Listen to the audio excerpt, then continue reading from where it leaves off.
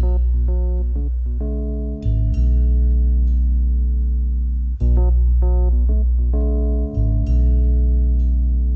and welcome to episode 6 of Video Game Logic. This episode was recorded on February the 2nd of 2016. I'm your host, the gaming psychologist, and with me as always, my packet of sweet and sour sauce.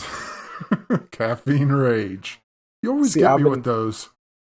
Yeah, I've been thinking about them. I actually came up with a list. Oh, so no. that I'm never caught off guard again trying to think of a joke. You're almost as bad as Biff with a list like that. Well, but that's a good thing because they're funny.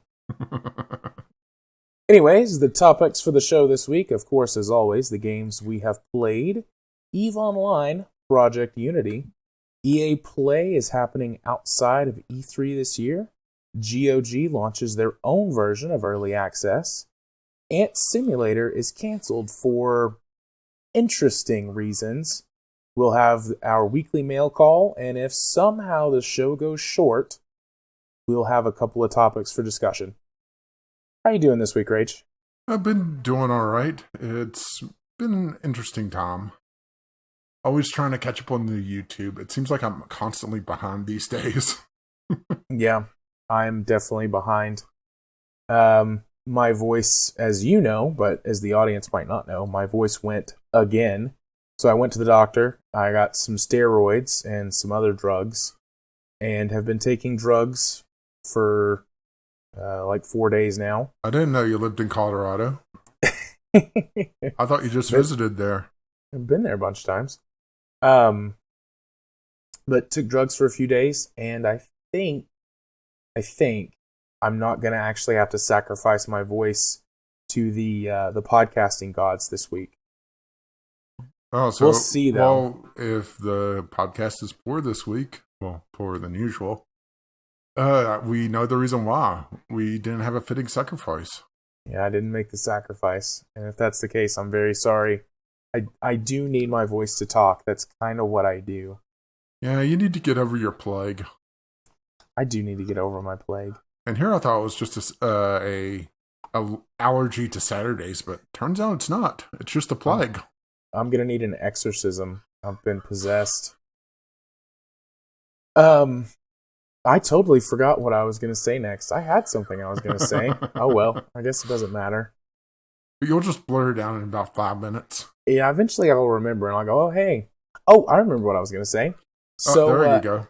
As of this week, we are now officially on iTunes. So if you go to the podcast section of your iTunes app or program, depending on what device you're using, just search Video Game Logic, and we will pop up. Yeah, supposedly we've been there for a bit. It's just they never bothered to tell us. They're almost as bad as my bank about letting me know about things. Yeah, I still haven't received an email, but I think we've been on there since episode 4. Well, Aki was talking about us on a stream. I tend to pop up on his chat every so often, and he praises us for some reason. But thank you, Aki, for it nonetheless. Yeah, thanks, Aki. We love you. And that's twitch.tv. Twitch.com/Akinesis Gaming for him. He deserves another plug for that.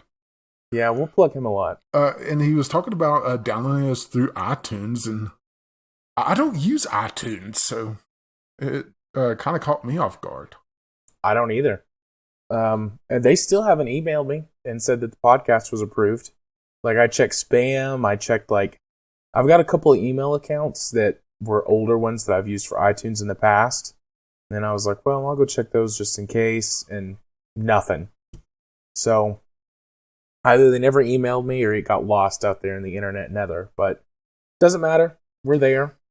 We've got a kid-friendly tag. Oh, well, we're going to lose that quickly. Apparently, they thought that we were suitable for children, which is fine. Should I try to lose it right now? If you want to, I don't care. Nah. I'll just let it go naturally. Right. But so now we're on iTunes. I have no idea yet how to see like how many people are subscribed to us or anything like that. The page is pretty much incomprehensible.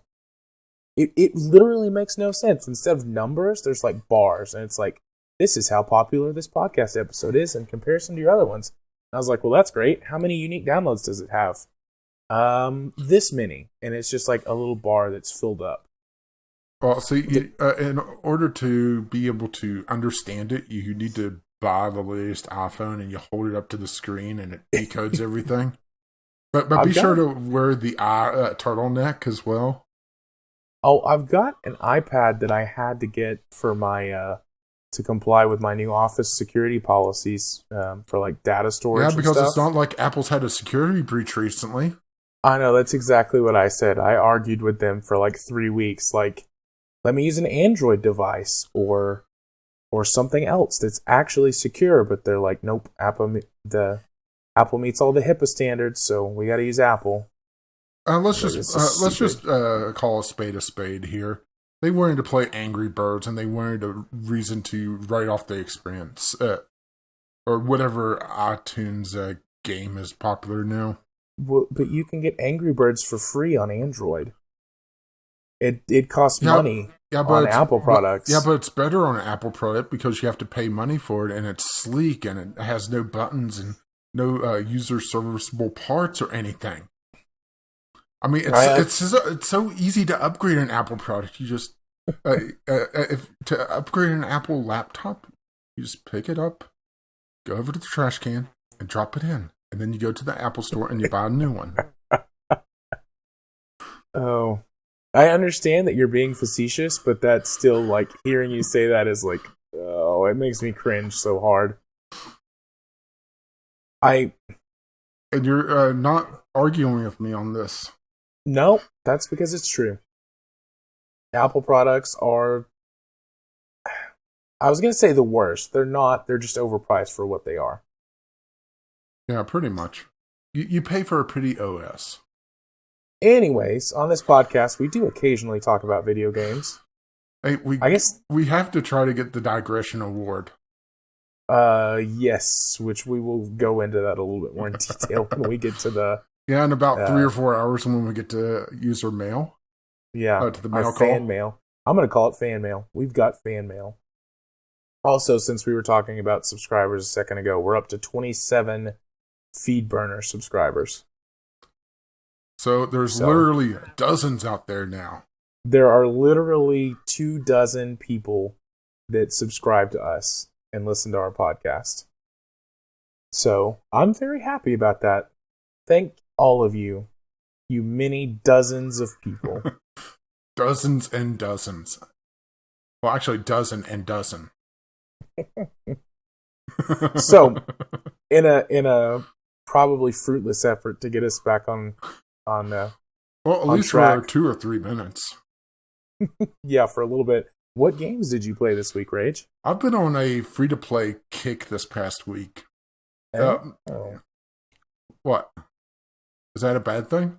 No, I've got a couple of free-to-play games to talk about as well. Yeah, once again, Civ was put back on the shelf, and Civ is one of those games that I go back to every so often, so we'll get back to my ongoing Civ game probably in a week or 2 when I get back around to it. Oh, I was going to say, you put it on the shelf. That means that it's time for you to start playing Sword of the Stars, but you didn't actually finish it. You just paused it. Yeah. Yeah, I've been playing actually 2 free-to-play sports games this past week because that's my kind of guilty pleasure is sports games for some reason. I'm not good at sports. I don't enjoy watching sports, but I enjoy playing sports video games. I can't explain it. Does that mean you're not going to watch the Super Bowl next week? I don't even have a television. Or this week? Is the Super Bowl this Sunday? I don't know. When will all the new talk about commercials be on Twitter? I don't know. In case you didn't notice, I don't know anything about sports either. That probably sounds awful. I'll probably have to clean that up so much. I do know that there's 2 animal-themed football teams playing, but that doesn't really narrow it down. But anyway. Right. Let's not try and talk about sports. Even though that would probably be hilarious. Either that or we would lose our 12 of our fans. Oh, the first game is, I'm not sure if you could really call it a sports game, but I'm going to call it one just to fit in the theme. I've been playing the open beta of Snow. Probably one of the worst titles for a video game out there because it's so searchable. Is it on Steam? Yes, it's on Steam. Okay, good. I have never heard of this game before. I was like, I just go type Snow into Google. Yeah, especially after the snowpocalypse that I had last weekend. Yeah. Oh, it's a skiing game. Yes, it's a skiing game. It's a kind of an open world game, but it's kind of not. It's weird. The base game of it, there's really, I want to say like 3 modes of it. There's a multiplayer like open world skiing that you could do with friends, but you can't have private servers, so that's kind of strange. Okay. Then there's a single player open world skiing where it's just you by yourself on the mountain with a bunch of snow. Unfortunately, no badly drawn Yetis or whatever the hell that was in Ski Free. Even though that would be hilarious. And then there's the event mode where you go through different events, which is really, even though I think there's 7 different types of events, you could really break them down into 2 types.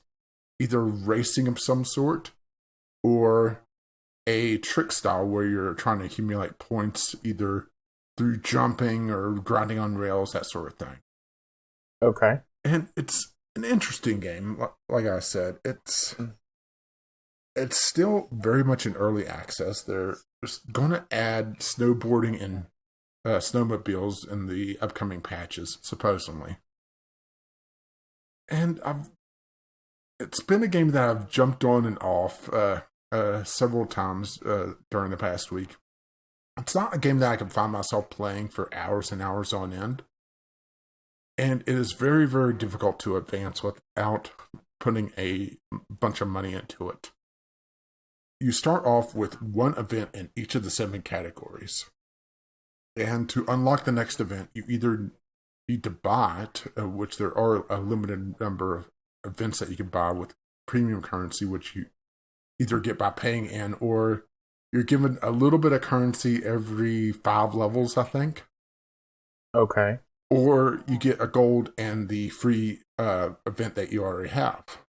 And you're awarded the next one in the list. And the events are actually really, really tough. And I'm not sure if it's by design or if I just suck at the game.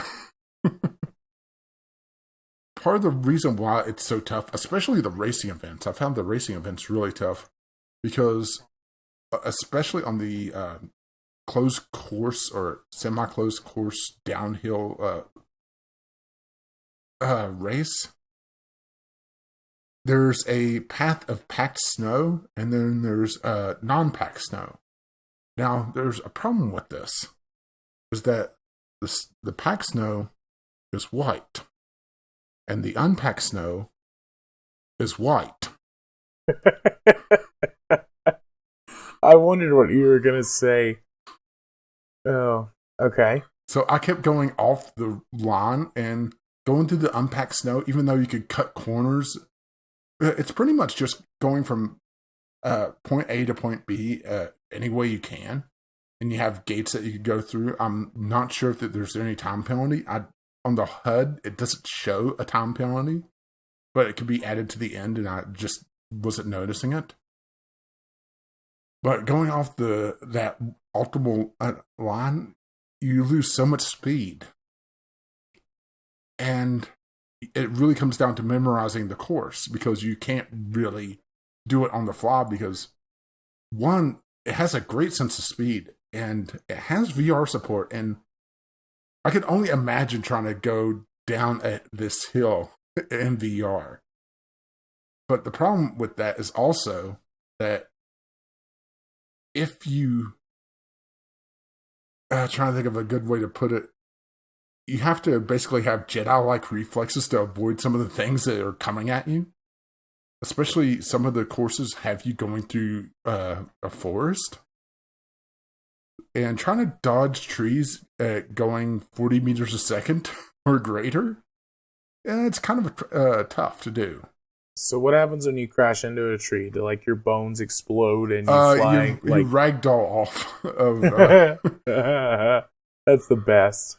And it's a little buggy. I've had ragdolls that just start bouncing back up the mountain, skipping up across the snow.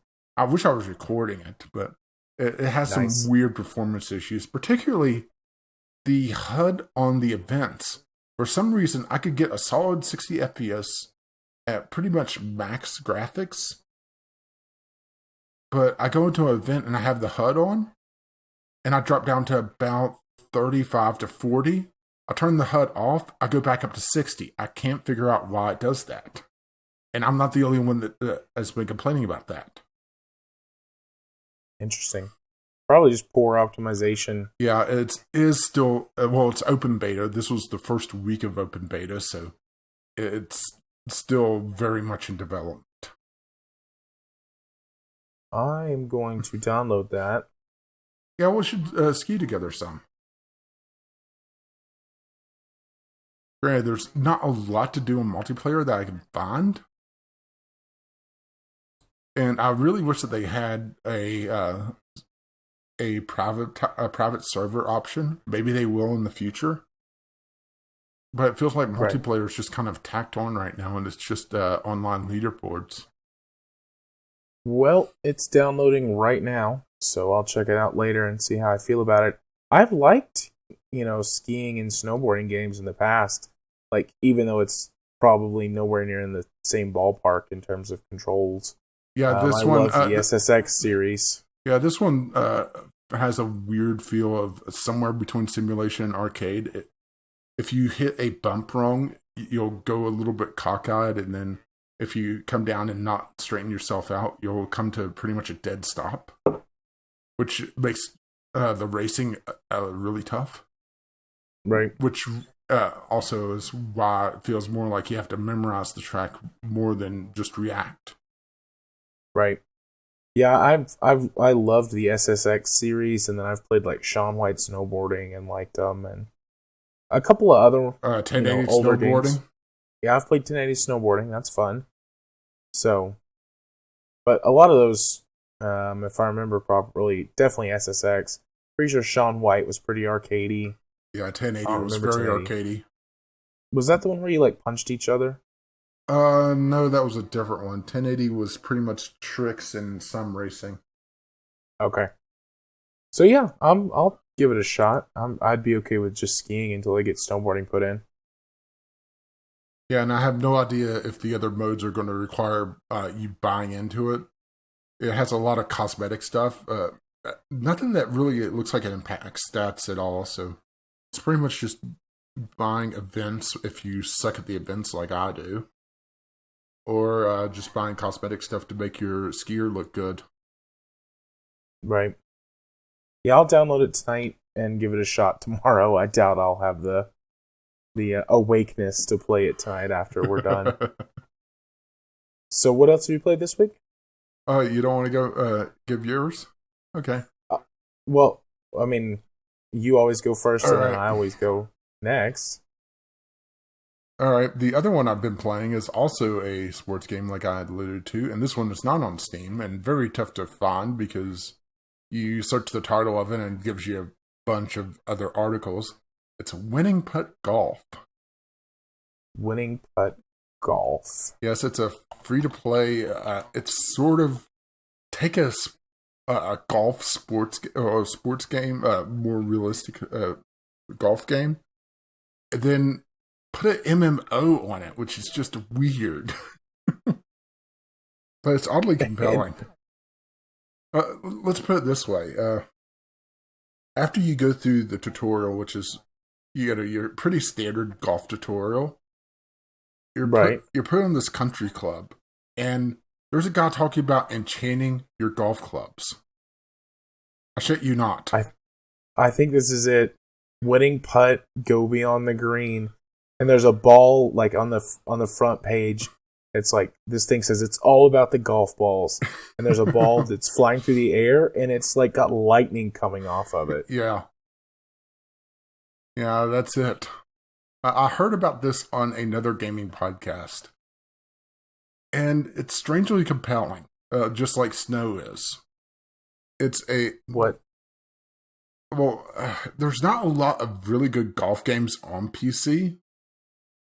The only one that I could even think of, there was one that I think is still in early access that I'm blanking on the name of now.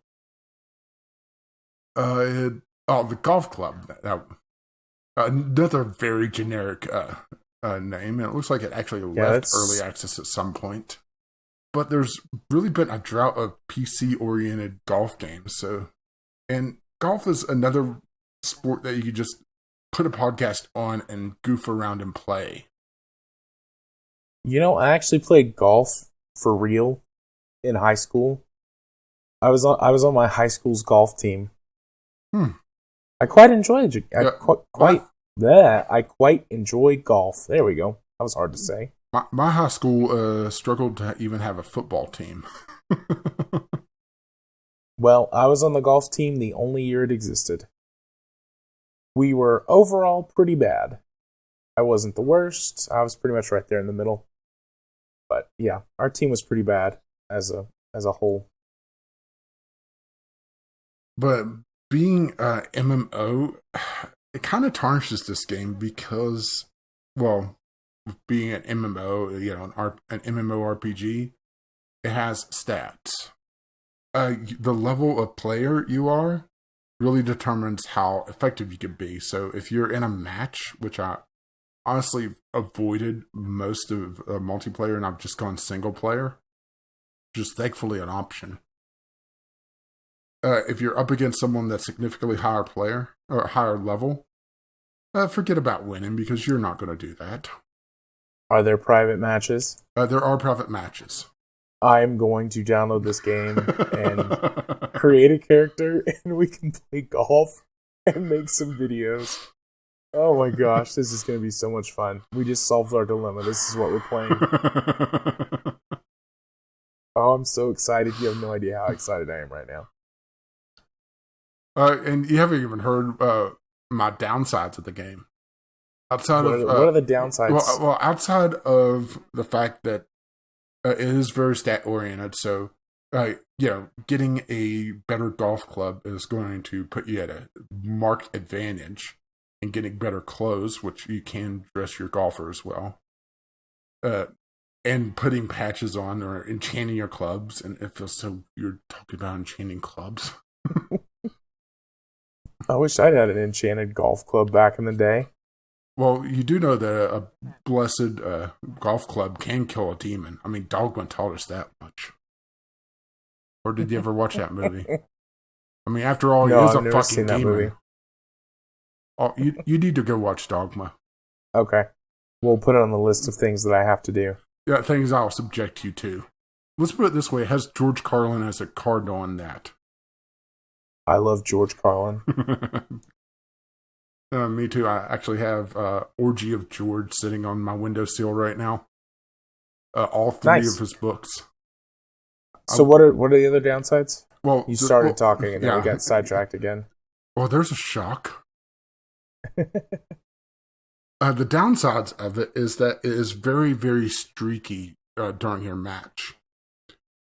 You have two bars. You have a stamina and a mentality bar.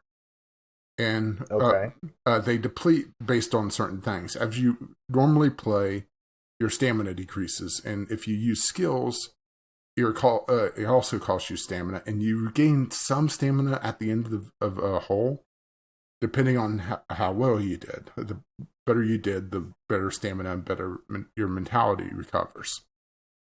Hitting the ball into the rough, for example, is going to cost you a lot more mentality. And having to do multiple long drives on a long hole is going to cost you a lot of stamina. Going below 10% on either of these bars drastically impacts your performance. Dropping your stamina below 10%, makes it so that you can no longer hit 100% shot. Mm-hmm. Going below 10% on your mentality makes it so that your shot speed, it uses the Tiger Woods-esque method of the 3 clicks or whatever. You start, you hit again, and that sets your power, then it comes down, and you have this little red and green area to show if you slice the ball or hit it perfectly. It makes that marker go faster if your mentality is low. So you can see how it gets very streaky. Right. And it also, especially at low levels, I'm only like level 7 or 8 right now, which leveling up actually goes pretty quickly. It makes it so that at low levels, you can't really use your skills at all. Otherwise, you're putting yourself at a severe disadvantage unless you're playing like a 3-hole or 6-hole just match instead of going the full 18. There's no way you could do the full 18 at a low level. And that's something I really don't like. Just because of how hard it impacts you if you screw up once. Or I shouldn't say screw up once, but, have a bad hole. It just puts you so far behind. If you're low level and you don't have the extra space to be able to recover from it, or, have that buffer, you're just going to fall behind and further behind. And it feels like a barrier of entry to new players. I'm sure once you get to like level 10 or 15, you have enough of a buffer that it doesn't matter if you have a bad hole, you could recover from it. And after you say hole a few times, it starts to lose its meaning, doesn't it? Never loses its meaning. But sorry, a little sidetrack there. It just has that barrier of entry that I just found distasteful. And of course, the equipment. You get your clubs. You get a basic set of clubs fairly well. You get your basic right out of the tutorial, but then they kind of just spoon feed you each one as you do different missions, and that's something that's also a little bit. You can, of course, spend money to get clubs faster, or just buy cosmetics, some of which do have stats on them, and I think they were calling it silver or platinum or something. I don't recall what it was. They do give you a little bit, like most free-to-play games do. Just that, the first taste is free. Absolutely. Got to get you hooked. Pretty much. It seems like the paid currency cosmetics has more rooms for patches, which I've only gotten one patch so far. And that also gives you improvements on your stats as well. So a paid player would probably be able to beat a free player, I'd say, fairly often. But just doing solo, just goofing around with friends, I think it's fine. Yeah. Yeah, while you were sitting here talking, I downloaded it. Well, it has a secondary downloader. You just download. I figured it has that whole that whole MMO thing. It's got a launcher. You download the patcher, and and you have like an hour download ahead of you for it. Yeah, I'm not going to open that and run it right now. It's probably fine. I've got pretty good internet, but just in case, I don't want the call quality to drop. Well, you're already downloading Snow as well. No, that's already downloaded. It's good. So is that it for what you played this week, or have you got more? No, that's pretty much it. I'm trying to think if there's anything else that I really want to talk about on winning putt, and I'm blanking on anything really else. I do wish that they were a little bit quicker on giving you a better set of clubs, so it feels like you could compete a bit better. But that's probably just a freebie noob talking, right? I'm still spent my free currency that I got getting a couple of clubs, and I'm still at like 2/3 of a set of upgraded clubs. One thing, just thought of something. Something that I do think that was kind of cool is that after you play a match, fill up a meter, and once it fills up, you get a lucky ball pick, and it gives you a choice of 4 balls. Well, that also sounds like I'm talking about the wrong sport now. And the ball that you pick, it's basically like the crate system in Team Fortress 2 or the cases in CSGO, only you don't have to pay to open them. And you get a crate that could give you several thousand gold, or you could get a cosmetic item or patch or enchantment, which is how I got the patch that I got. It's a nice thing to, be able to randomly get stuff. And it has that whole Skinner box thing of, well, if I play one more match, I'll get the lucky pick, and maybe I'll get something good out of it. So maybe I should play that one more match tonight. Yeah. And then that, of course, keeps you in the system where you're more likely to spend money. Yeah. It sounds like a lot of fun. I'm definitely going to be playing that. I've infected you. Yes. So at least we know what games you'll be playing next week. Well, on top of Eve. Let's hear about Eve. Well, we're going to do Eve last. Okay. So I have also been playing a lot of free games this week. Although they do have to do with Eve. So basically, because I run Eve on both of my monitors, like all the time. Even right now, you're hardly paying attention to me. No, I'm paying great attention to you. I'm just not saying all that much. I'm trying to pace my voice out. I was waiting for you to say the wrong name as a joke. It's too late now. Okay. Yeah. You've ruined it. Terrence. There, I'll just go back and edit it in. I called you Terrence. Anyways. All right, Philip. But so I'm trying to find games that I can play either on my iPad or on my phone, or in the web browser that you can run inside Eve, because it has... Oh, you are so hooked. I am. So I've been playing different games this week, and I played... The first one is called Transcontinental. It's a mobile game that it makes it sound like it's a city builder manager, like when you read the description, but it's actually more of a puzzle game. There are some like building elements. So what you're doing is you are building the railroad that connects the East and the West in the United States back in the 1860s, 1870s. Yeah, I was going to say this sounds more like a rail game than a city builder. Yeah, well, what you're doing is that you are like managing the town. Like there's different sites, and you manage the town sites where that the railroad is being built. But it's more like is this a Transcontinental Railroad? It's just called. I think it's just called Transcontinental. Okay, I'm just poking around trying to find a screenshot of it, and a lot of it's going back to another game. The joys of having a very, very bland game title. Yeah. You're going to have to shoot me a link later. I will.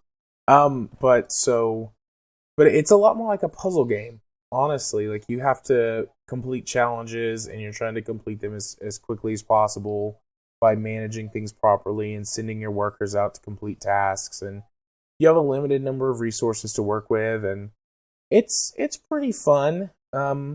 It wasn't what they described it as, so I'm not super pleased with it.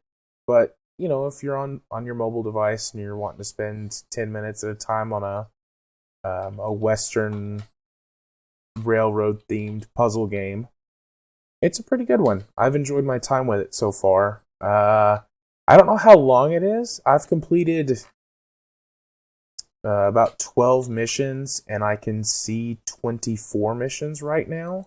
But there's a whole bunch of the map of the United States that just doesn't have anything on it.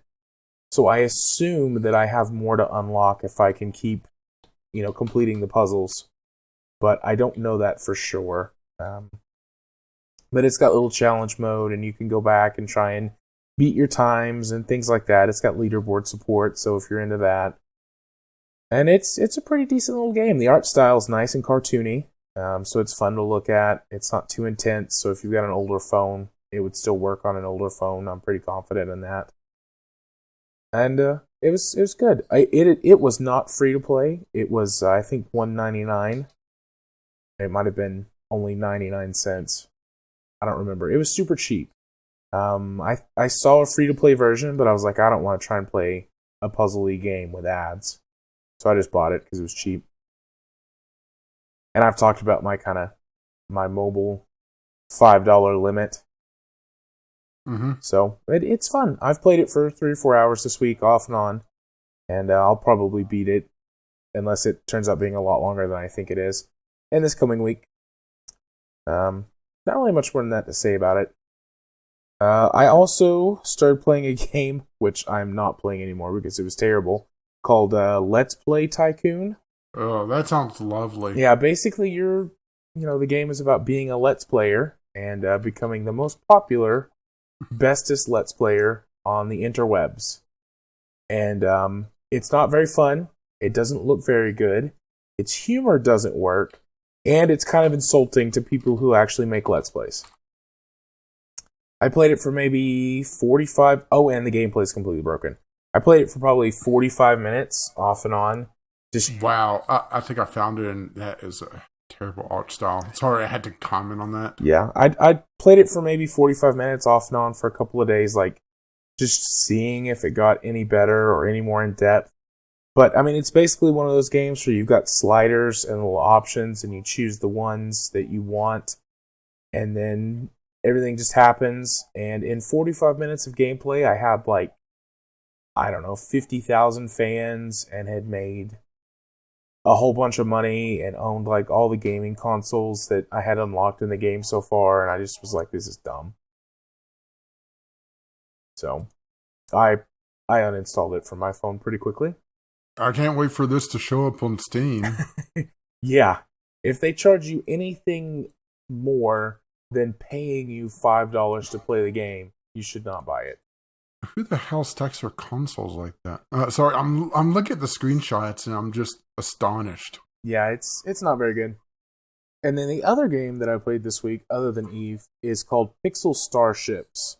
Have you ever played Tiny Tower or any of the games like that? No, I'm completely unhelpful on that one. Well, it's for everybody out there who has played Tiny Tower, it's basically that, except with starships. And it's a fun, free-to-play game. The art style is really cute. I mean, it's pixel art, but it's very bright and colorful, and everything looks just a little bit silly. It's got this cute little peppy music, and all the sound effects are cute, poppy. It makes you feel good to listen to it. And it's actually a pretty fun and I think in-depth game. You can start multiple characters at the same time, and I need to go back and play some of the other characters. But there's 3 different starting stories. There's a whole bunch of different ships that you can get. Multiple starting ships. It looks like there's a good variety of weapons and kind of rooms and modules that you can add to your ship. I'm still pretty early in the game. I've played it for about 3 hours, and I've finally unlocked what I think is the story. It's not got a super long tutorial, but you've got a pretty big wind-up that you have to do in order to actually start unlocking the content in the game. I guess it's kind of like training wheels, I think is the best way to describe it. The tutorial is only 5 minutes, maybe. The first couple of missions is hey, here's the parts of your ship, and here's how you attack, and yada yada. And then it's just okay, go play the game and have fun. But the first few missions that you do are there's no enemies to fight back. You're shooting asteroids and blowing up drones that have broken down. Although that could be part of my story, this is why I'm saying I need to go back and start some of the different characters. Because I picked a guy who was, of course, a trader and a miner, and my starting ship was a garbage scow with a mining laser on it. So that could have been part of my starting story. I don't know. You can start as a pirate, a trader, or an explorer. But it's actually a lot of fun. It does have a what feels like in the early game a pretty unfair business model. After your first few upgrades, it takes an exponentially large number of resources to upgrade your ship and your modules after the first couple of levels for each of them. And it's very, very difficult to progress because you have a very low resource storage limit. And it's been very difficult for me to build that up because there's two different things there's three different currencies in the game, and two of them are in game, and one of them is one that you can purchase. And the two that are in the game, certain things need both of them, certain things need a whole lot of one of them. And in the early game, it's like, well, I can't get 3,000 minerals because I can only store 500. So it's like you've got to like switch back and forth between building up your storage, and then you run out of room on your ship, and that's pretty crappy. But I've been able to get past it, and I'm working on it. I've almost got my next ship. So if you can get past that in the early game, I think once I get a bigger ship and have got more room to put more modules in, it'll be fine. Because as I've leveled up, I've unlocked the ability to place multiple identical modules. I just don't have space for them. And lasers and shields are kind of important. If I take those off, I'll die all the time. So it's really just a balancing act. Yeah. Yes, I'm still here, by the way. Yeah, I could hear you like pecking away, looking for something, I assume. But I was adding to the list. Yeah, in the early game, it's a really, really big balancing act. And I'm starting to open up and get some missions, like some story missions with more dialogue. And I just unlocked the lab so that I can get more modules and parts. So I'm starting to open it up. It's good fun. And then, of course, that brings me to EVE Online. Okay, now you won't be hearing from me again. I don't really have any good stories from the universe of EVE this week. I mean, we're at war again. Let's see. I think last week I said we were at war again, and we were discussing moving our corporation to a safer zone of space. I remember that before blacking out. Well, basically, me and a couple other people led a mutiny of sorts, and we were like, look, we're tired of this. We haven't made any money in 3 weeks. We've been dying constantly, fighting in all these wars. This isn't why we play. If we don't fix this, we're done. And we're going to leave the corporation and go do something else. And they were like, no. We're going to make our own corporation with hookers and blackjack. I was about to make that exact same joke. And they were like, no, we're going to do it. We're going to move. As soon as we finish this war, we're going to move. And so the war ends, like each war, unless both sides choose to continue fighting, only lasts a week. So the war is supposed to end tonight. Like the week timer runs out tonight. And then we'll have the 24-hour cooldown period where we're safe. And that's when we plan on moving. And if they don't do that, I'm done. Like, it's just not fun to me. Like, occasionally it's fun to do the fleet battles and stuff, but mostly I just want to go sit and mine and build ships and then sell them and make tons of money and then buy clothes for my character and play dress up. I'm serious. I've bought a ton of outfits. Like, there's so much cosmetic content in that game, and you can buy everything for in-game currency, which is nice. You do know that you can mine in The Sims, right? Mine in The Sims? Yeah. No. Well, there's a pseudo mining, and you could go around and pick up pretty gems. Oh, right. Yeah. I've done plenty of that. Trust me. I've done lots of that. But, yeah, I don't really have any really interesting stories this week. Although our friend, Ghost Shark, I convinced him, or I think I convinced him, he might have just been wanting to move anyways, but to move all of his stuff across 30 different systems, so now we're in the same station. And we're going to start running some missions together and doing some other stuff. One of these days I expect to wake up tied to a chair, Clockwork Orange style, eyes propped open, and just Eve log on screen on the ahead of me. You will play stop fighting it. It'll be easier. It'll be easier if you just join us. Resistance is futile. Total Biscuit on the last Co-optional podcast, they all talked about EVE Online for like 15 or 20 minutes, just discussing the game. And they're like, yeah, they pretty much have the exact same thoughts that you do. Like, yeah, this is really interesting to talk about and read about, and it's fascinating, but I'm never, ever, ever going to play it. Which, you know, you have to have, I think that there's like 3 personality types that work with EVE. My personality, where it's like, I love that the fact that all of the things that I build and sell, because the economy is like 99% ran by the players, actually matter. And so like that gives me incentive to do the things that I enjoy, and they've built up some really good systems around that. Then you've got the person who's just the absolute worst, who just enjoys ruining people's lives and making them feel miserable. Because, again... Like the people you're fighting. Yes, like the people we're fighting. Because things actually matter to players in the game, because, you know, everything's ran and driven by the players, from building stuff to politics. And so, like, the players who just enjoy ruining people's lives, it works for them. And then the people who are actually, like, genuinely good leaders who like to role play and make, you know, stories, it's good for them because, again, their actions actually matter in the game world. And, like, those are the only 3 groups of players I think that I've ever met. It's like people like me run into them all the time and have a quick little chat, mining, and then obviously the people that like to ruin people's lives that constantly fight us. And then people like my corporation leader who's like, he sends us emails that, or, you know, mail in game that looks like a presidentially like written speech, like it's all inspiring sounding and stuff. And it's like, man, I don't really care about that. So, in other words, 100% bullshit. Yeah. That's one way to say it.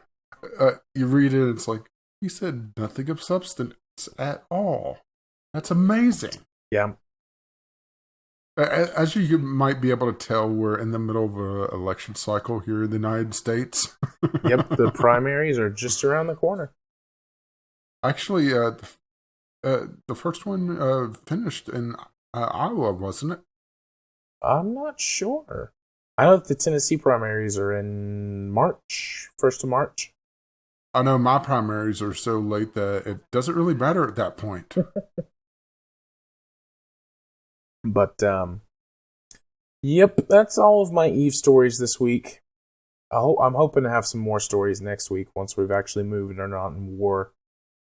I'm getting ready to ramp up some production on a whole bunch of things that are basically just words to you.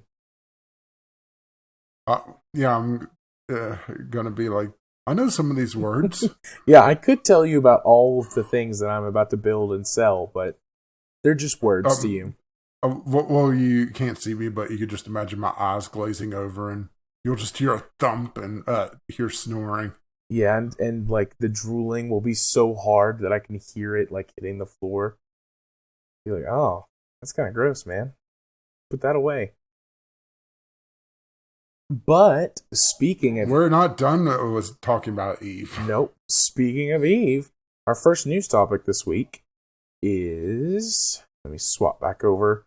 The Project Unity from EVE Online.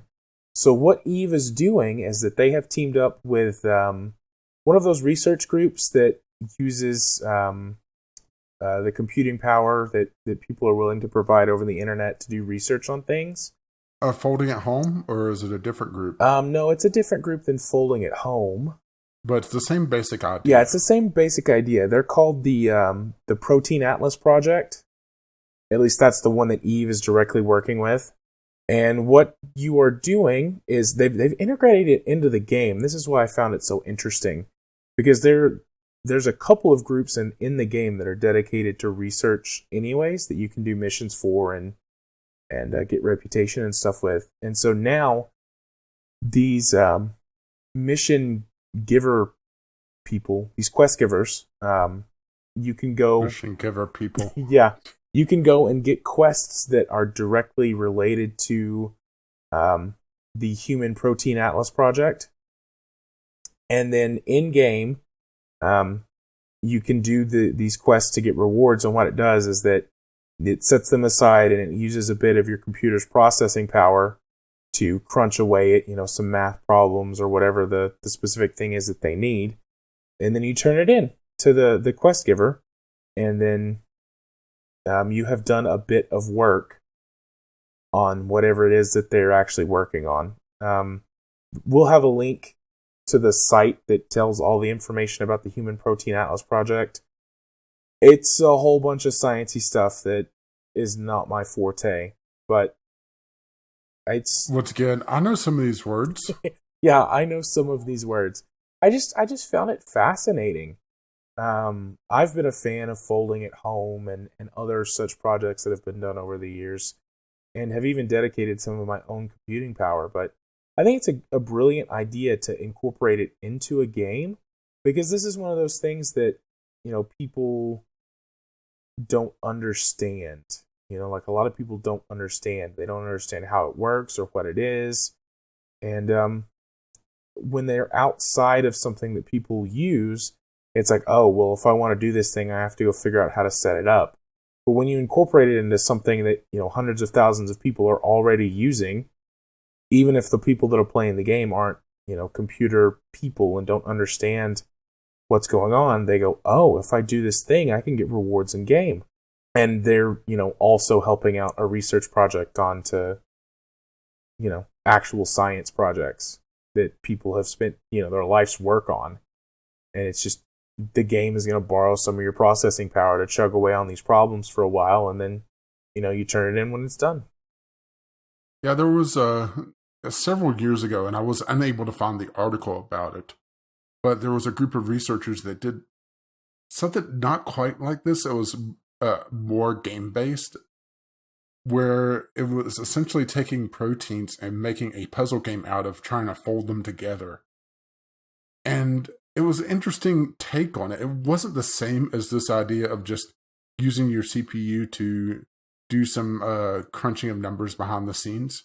But it was an active participation on it. And I guess it just didn't take off that much because I wasn't able to find anything about it, or my Google Foo was weak tonight, which is also a possibility. Your Google Foo is usually strong, though, so I'm willing to say that it didn't take off very much.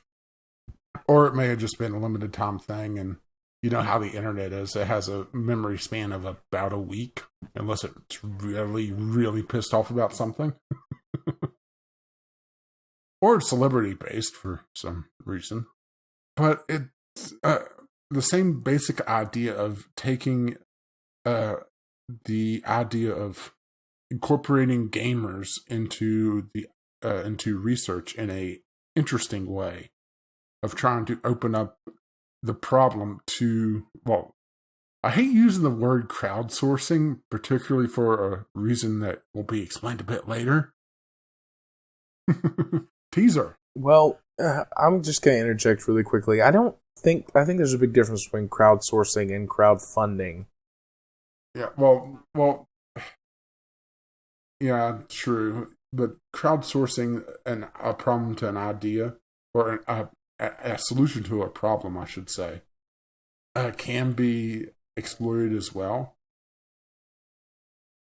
Which I have seen some developers kind of exploit their fan base a little bit too much for me to really like the idea of crowdsourcing solutions.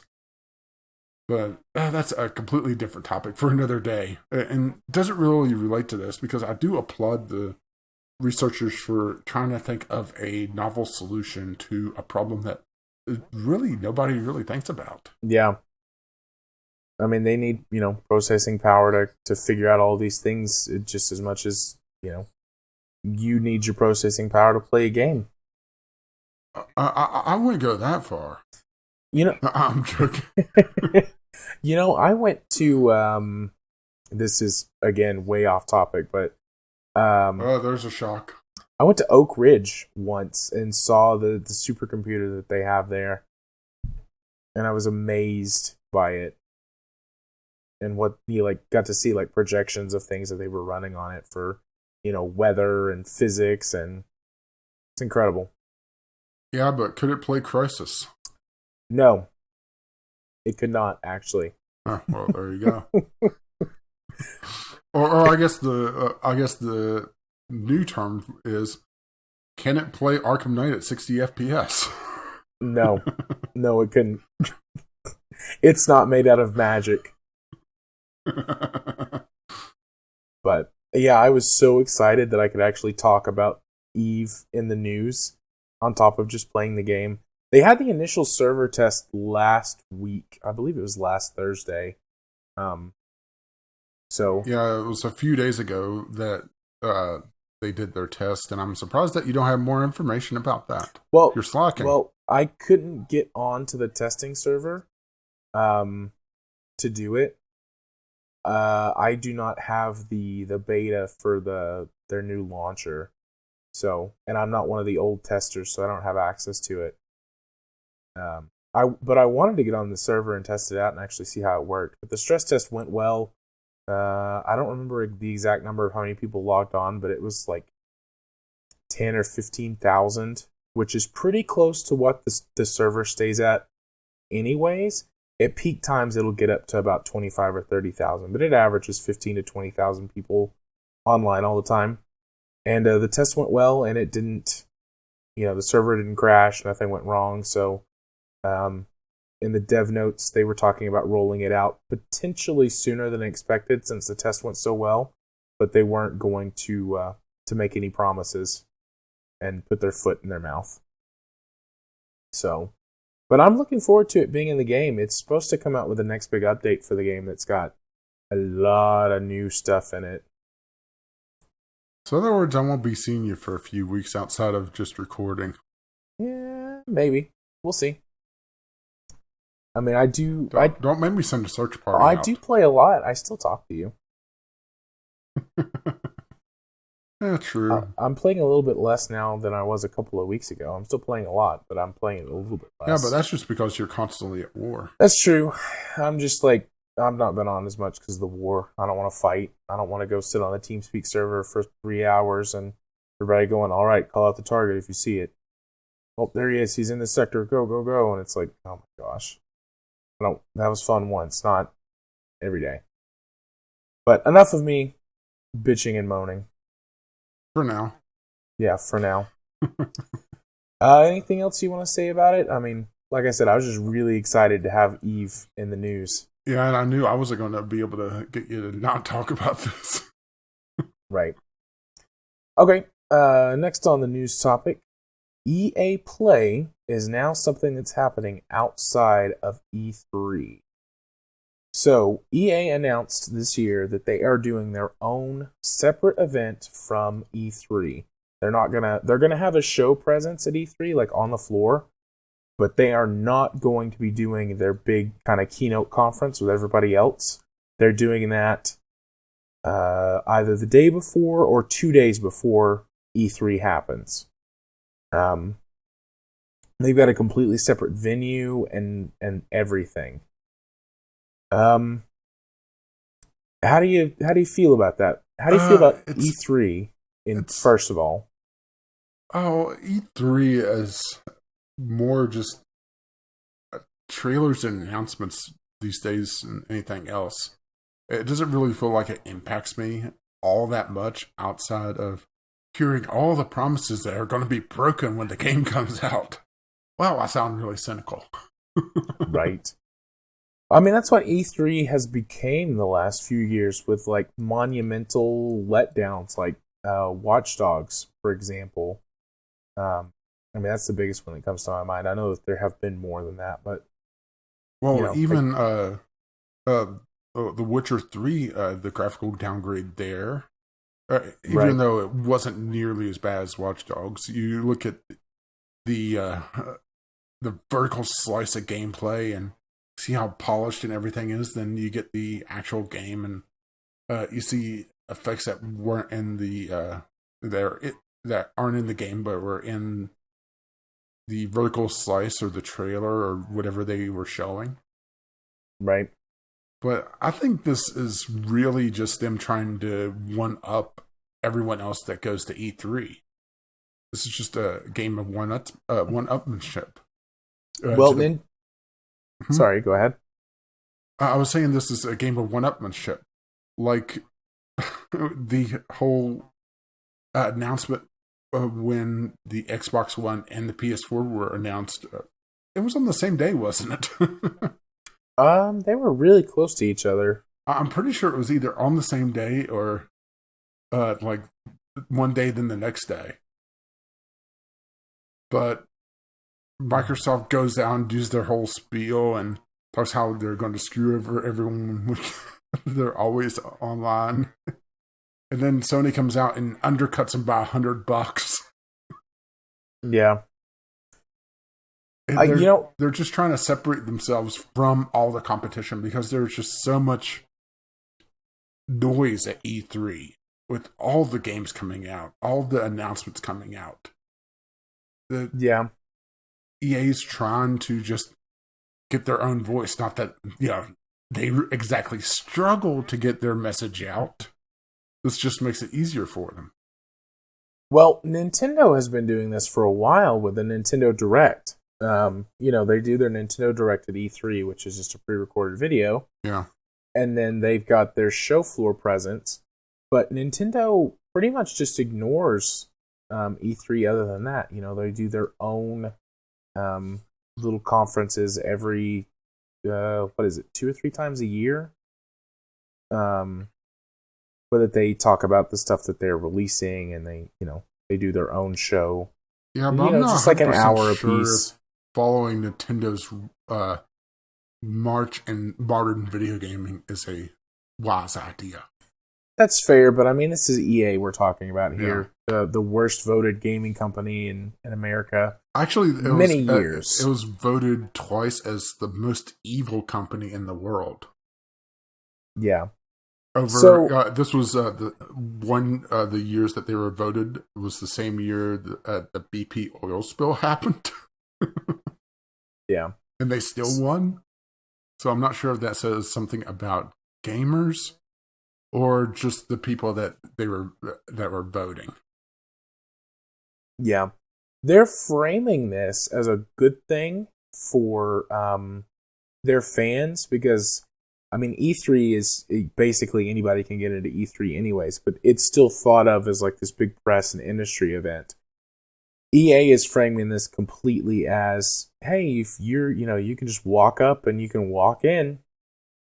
Everybody's welcome. We're going to have all kinds of games and everything out that you can come play and check out. And well, it's not on the list, but they were also talking about how they want to get the trust back of their fans, or I'm trying to remember the exact wording that they were using, but it made me think of the same thing that Microsoft's been saying for the last decade, how they want to refocus on PC gaming, and it's not happened. No. It has not. I'm going to take this as just lip surface until they back it up. Until they show us that they're willing to put out a game that has actual content, that they're not watering down beloved franchises, that they're not buying out developers that have no match to their corporate styling, and just absorbing them and crapping out the ruined husk of those developers. I'm not buying it that this is good for their fans. Yeah.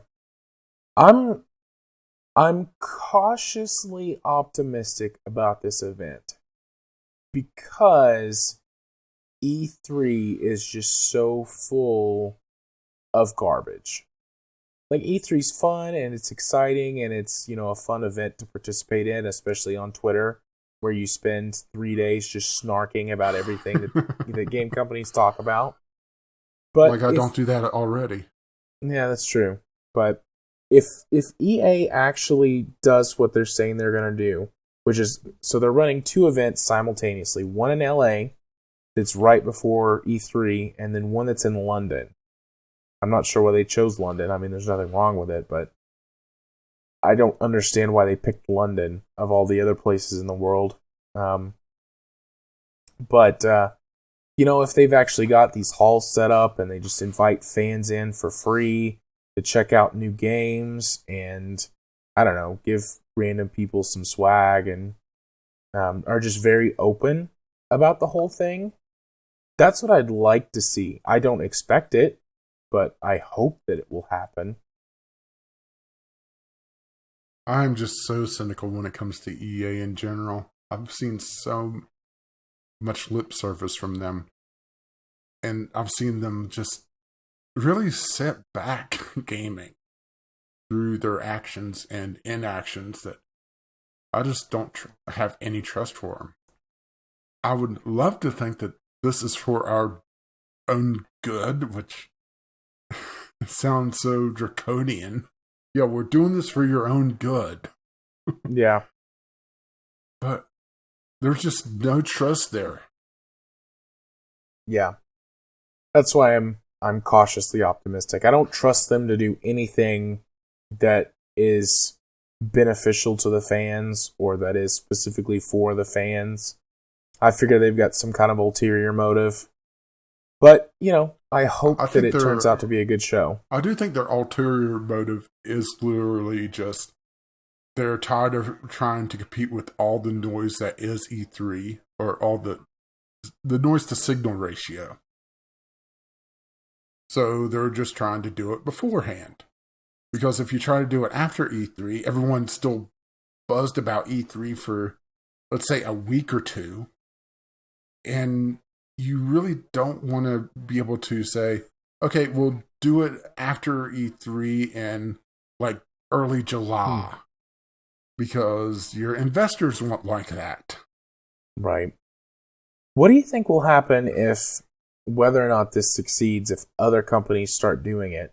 I can think of a few big companies that have got really big, they're really big at E3, going and doing this, like Ubisoft, Bethesda, even though last year was their first E3 conference. Yeah, they did an announcement before E3, didn't they? Announcing Fallout 4. Yeah, but this was their first E3 conference. What's some other really big studios that might?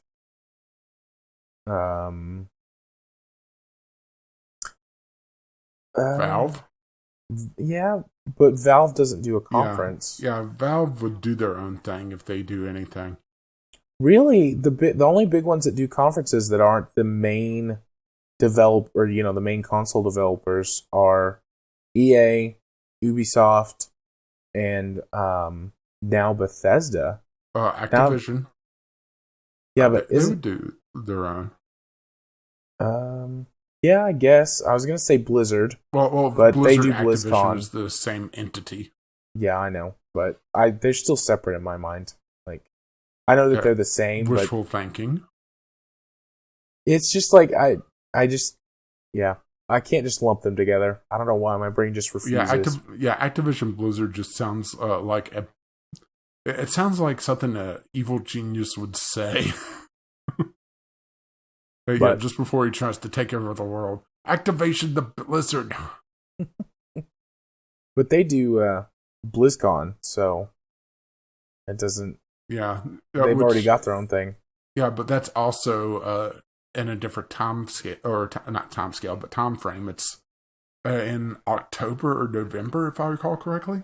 Yeah, it's in the late fall, early winter time. Yeah, they don't have one every year either. Now that I said that, there aren't really many big companies that, even if they followed suit, would make much of a difference. Yeah. Now, if they drag all of the little companies with them and have them set up shop inside their own events, then we're going to have... Yeah, I think it's just going to be a lot of shuffling of who can put their show on before everyone else. Yeah. EA announces that they'll do it the first week of or first weekend in June. You'll hear Ubisoft say, "Well, we'll be doing it the week before." Yeah, there's so many, and there's already so many now that I think about it. Because there's GDC, Sony and Microsoft each have their own conferences that they do every year. There's E3. There's BlizzCon. What's the one that takes place in London anyways? I mean, there's several small ones to do, but there's a big one that's in London. I'm blanking on the London one.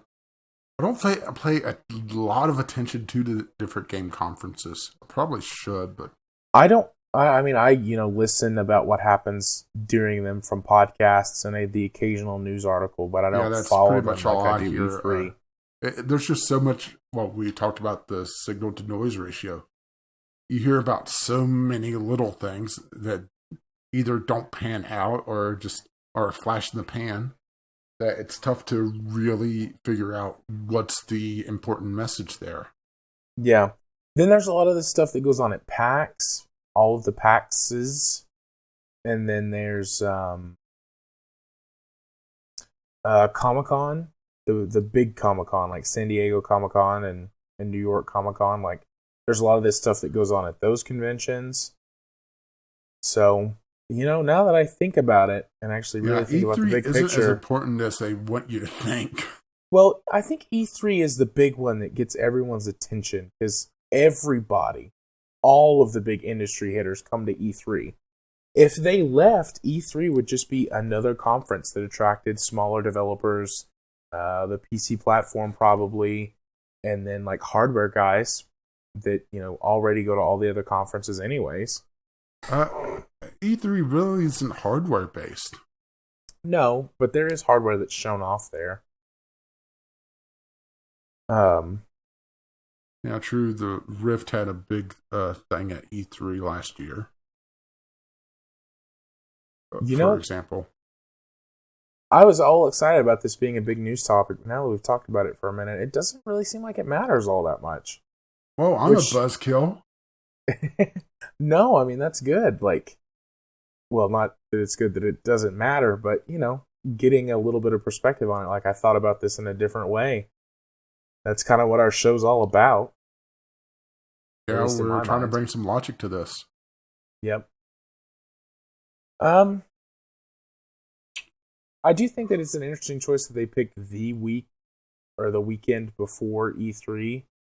Kind of like they're just directly trying to compete with it. But or just trying to show E3 that we don't need you. We'll build our own conference. With blackjack and hookers. Actually, I don't think they're having blackjack and hookers. They're just having the conference. They're boring. After all, it is EA that's doing it. A part of me wants this to fail miserably. Yeah. EA having blackjack and hookers at their conference. See, that would be content, and they're kind of allergic to putting content in their stuff. Not unless you want to buy the season pass for it.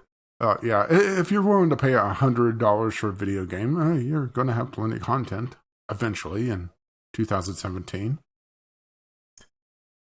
Yeah. We talked about, we briefly mentioned that like EA was voted the worst company a couple years in a row. And I find it to be interesting. This is a little bit of a tangential topic. I find that to be interesting because honestly, like there are companies, even in just the video game world, that do worse things than EA do. Like Ubisoft. Ubisoft has had more game screw-ups, like big ones in the last few years than EA has. Like, well, I should say more really big problems.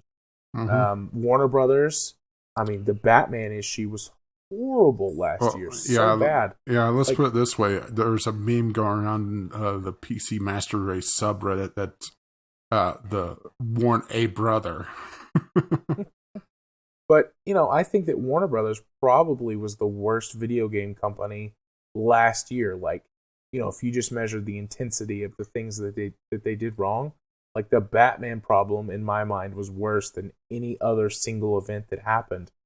But EA constantly is doing like kind of small to mid-level wrong things, and they just keep themselves in the front of people's mind for being a really crappy company.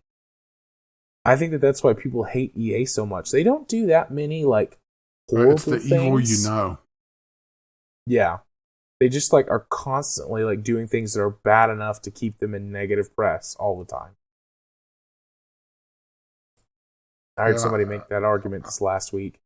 And plus, I think it also relates to where EA started. There was an extra credits video years ago. I know I've sent it to you, and I've seen it. That had the open letter from EA when they first started, or a few years afterwards.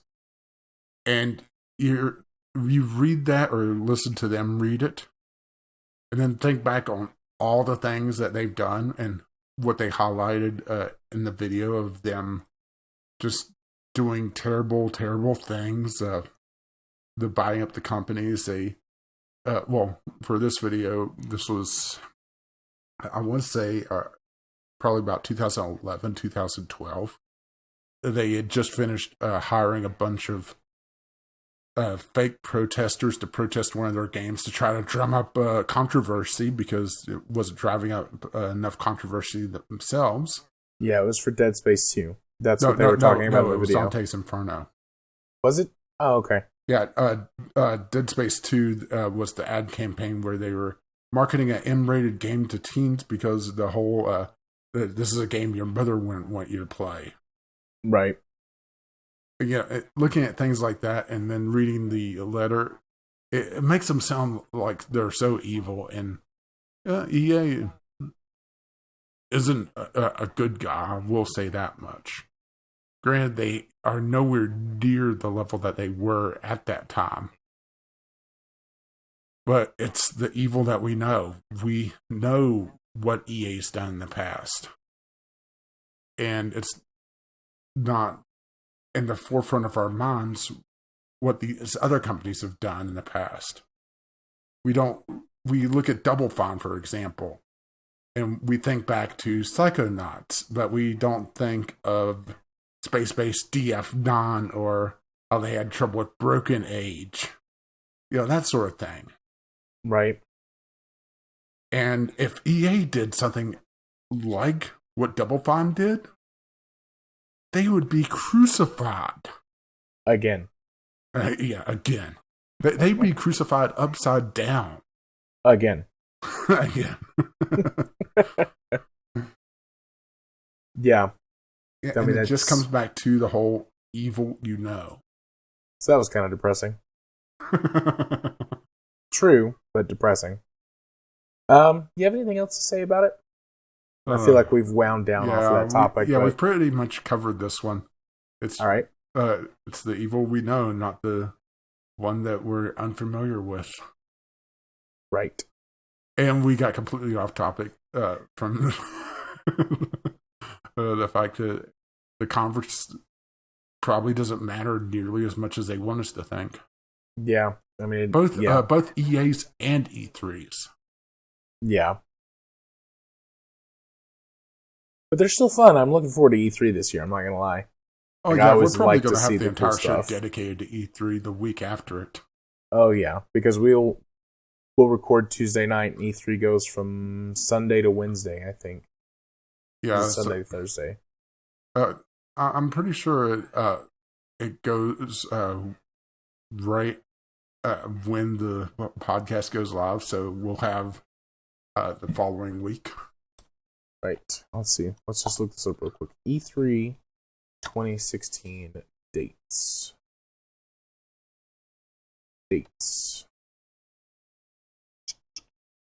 Find hot dates in your area. Oh, yeah. June 14th through the 16th. So let's look at the calendar. June the 14th is a Tuesday, and the 16th is a Thursday. So it's Tuesday to Thursday this year. Yeah, so it would be right as we record. Yeah, it'll be starting the day that we record. So maybe we'll talk about the E3 special. The EA special would probably be that week, and then the next one could be the E3 special. Yeah. But that's a few months away. We'll deal with that when the time comes. Yeah, I'll be a boss as some salt for that. Man, changing up my pace. I posted so many snarky tweets for last year's E3. Like that was my big Yeah, Like my first I big thing kind on of Twitter. live tweeted as well.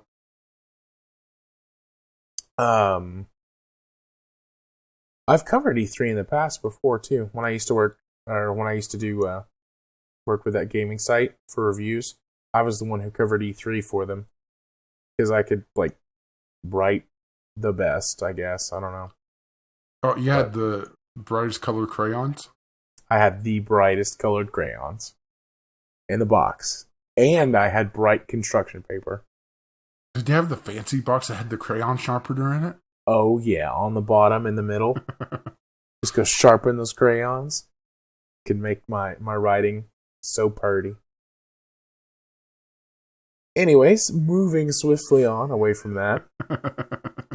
Next on the topic list, GoG launches their version of Early Access.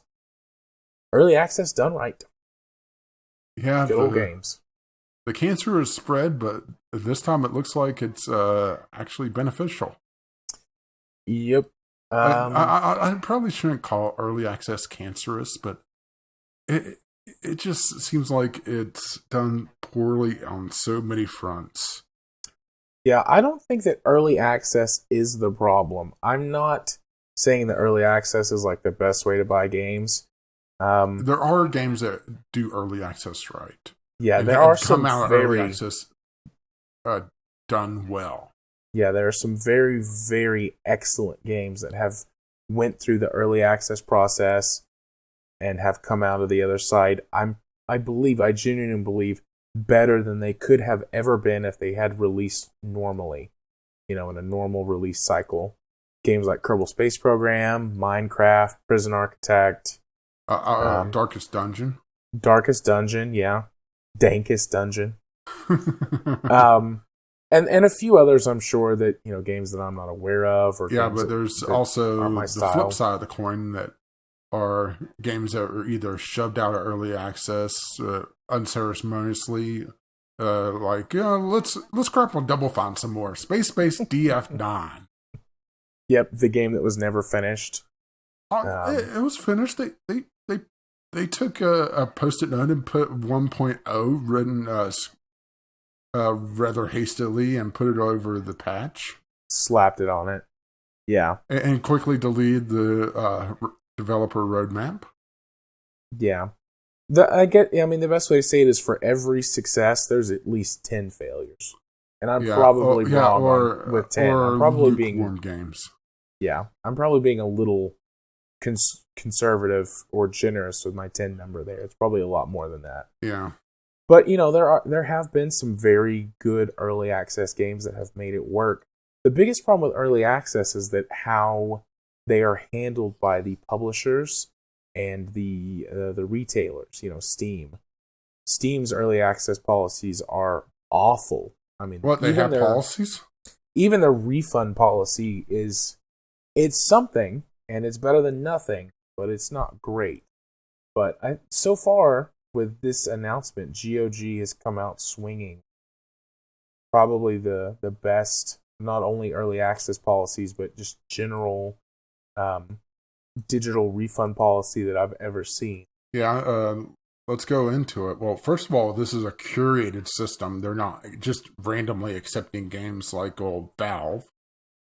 They are launching with 5 games discounted at the time of launch. I'm not sure if it's going to be still discounted, so I won't go into the discounts, but they're launching with Starbound, Ashes of the Singularity, Project Zomboid, TerraTech, and The Curious Expedition. A small number, but they want to have a higher quality of games and games that they feel like they could stand behind. Yeah, they picked several really good early access games. I'm not familiar with The Curious Expedition. I don't think. I wasn't familiar with a couple of these as well. I'm not familiar with The Curious Expedition or Ashes of the Singularity, but I know Starbound, Project Zomboid, and TerraTech.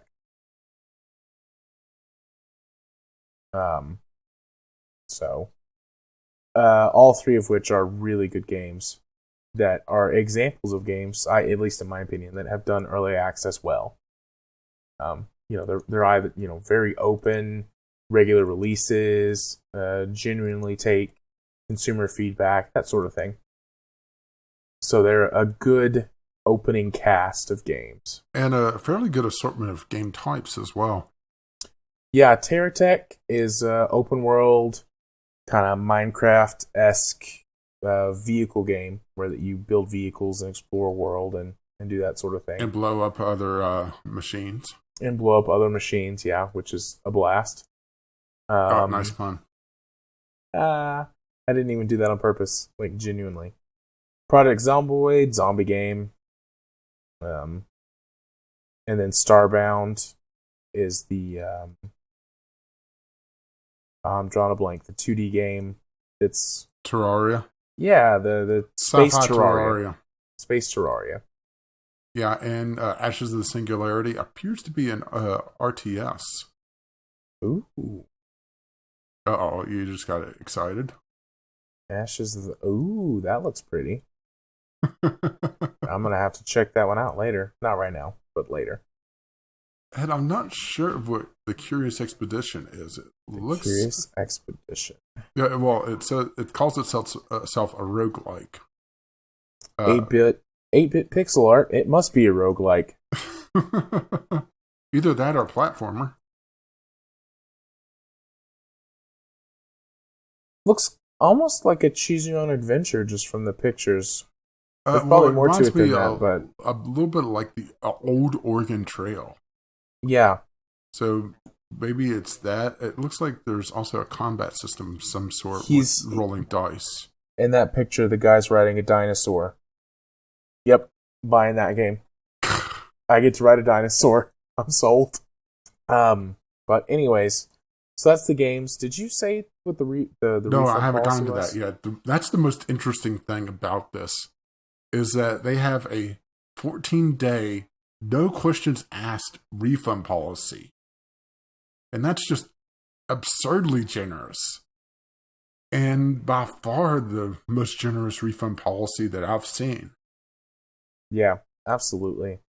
This is a quick aside, but how long do you think is what the refund policy should be? Like in stores, for example, it's either 30, 60, or 90 days, depending on what type of product you're buying with a physical item. How long do you think the refund policy should be for a digital item? Well, I don't think it has a one-size-fits-all policy that works for video games at all. Okay. Why is that? Well, just because the fact that some games are really short, that if you have, let's say, a 12-hour or 2-week policy, it's going to kill your sales on single-player games because a lot of single-player games are in the 8 to 9 hour range now. So someone could beat the game and return it unless you have, like, if you set it up where if you have the achievement for finishing the game, then you can't do the refund, but then you have the workaround of either using, well, I'm going to use the Steam example, of using the Steam Achievement Manager where you can actually trick the servers into redoing your achievement. Or you could just be playing an offline mode where achievements sometimes don't fire anyway until you restart the game in online mode. So it doesn't really work for that. And you really can't say it's by genre. I think it almost has to be a case-by-case basis, which then falls more to the developer than the publisher or the distribution method. And that falls into another set of traps where the developer could be like, okay, the ending part of our game isn't nearly as strong as the opening, so we'll set our refund policy to the first third of the game. I'm not sure if there's a way to answer this, which would fit all video games. There's going to be games that are just not, it just doesn't fit. But right. I will say that Valve's refund policy, even though it is nice that they have one, it really only works if the game isn't working at all and you can't get it working in the first hour. You know, right. you have experience with that, though. Yeah. Sorry, go ahead. I was gonna say I kind of agree with you. I think that there should be some blankets in place.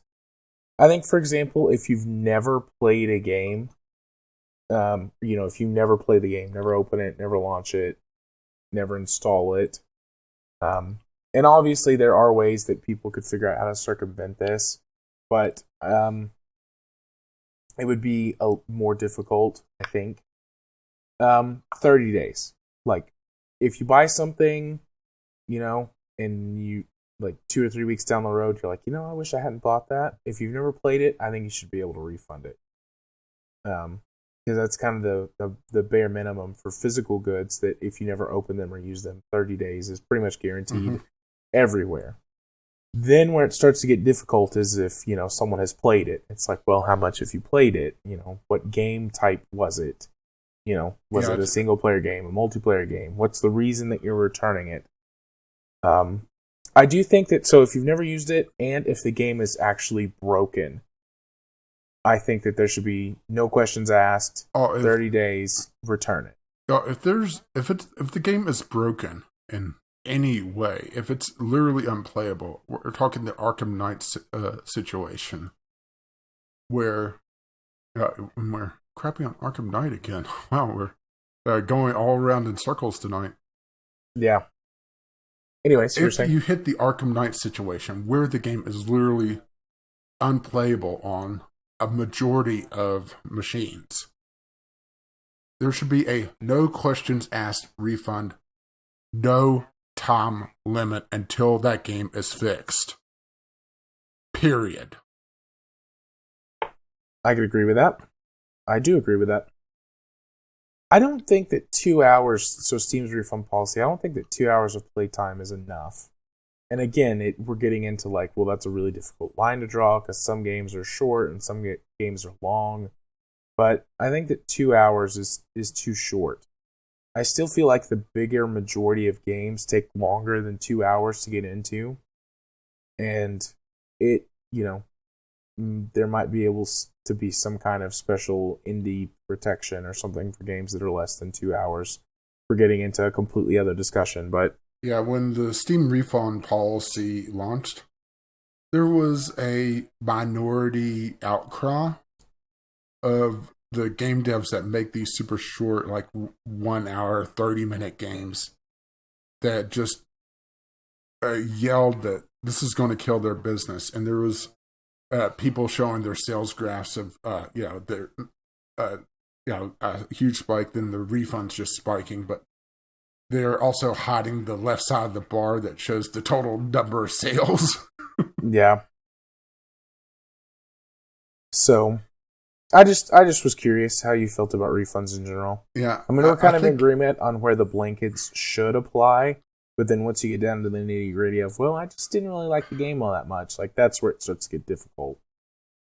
Yeah, I think if they're going to do some sort of blanket, it has to be at least a genre-by-genre basis. Even then, you start getting into weird areas where, let's say you have an RPG and say, okay, well, we're going to put the blanket at 12 hours of gameplay because most RPGs are really long, But someone that rushes through Fallout, you could probably beat Fallout just focused on the main story in under 12 hours. So there's your problem. These games that claim hundreds and hundreds of hours of gameplay, you could still beat in a really short time if you focus on the main story and you forgo the other tasks. To give you an example of this, during a free weekend, I actually beat Saints Row the 4th. I ignored most of the side stuff, all the little collecting glowy bits here and there that's scattered across the map like Joker trophies. Or not Joker trophies, Riddler trophies. I ignored most of those except the ones that I needed for particular power-ups. And I just played through the story. And I beat it in, I think, about 15 hours. Which was about 2 days of good gameplay. Right. and it was a free weekend, so it cost me nothing. Okay, I might be in danger of sounding like I'm saying that you were playing the game wrong. That's not what I mean. You and everyone else can play games the way they enjoy playing them, but I don't think that's the way that those games are. More goofing around thing. It's not. You don't play Saints Row for the story for the most part, right? But I'm using that as an example. I see what you're doing there. I just want to make sure that everyone understands. Like, I'm not trying to say that you were playing the game wrong. I didn't play the game to 100% nearly. But games like that are intended to be played by people who are looking to run around and do all of the side quests and the silly stuff and all of that jazz.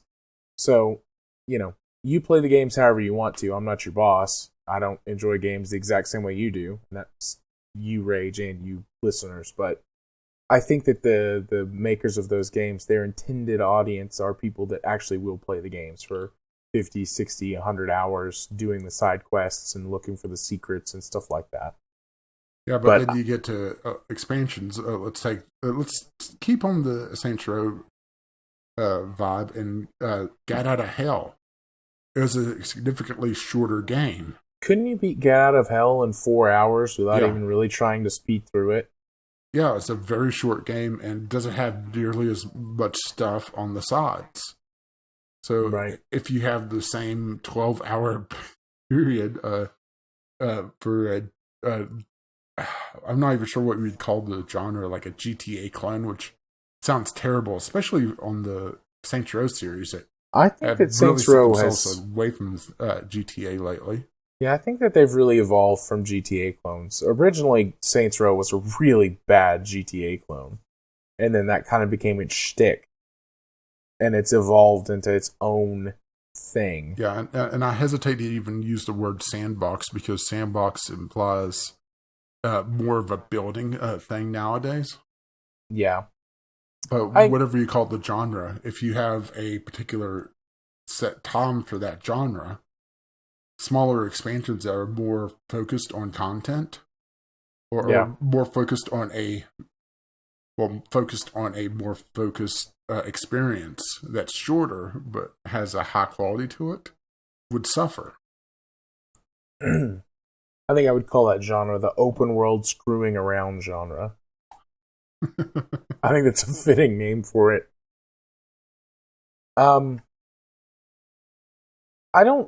Is there anything else about this refund policy for it? I mean, they're curating the early access games, like all handpicked and curated. Well, there was one other thing in it that I wanted to talk about. Okay, let me real quick.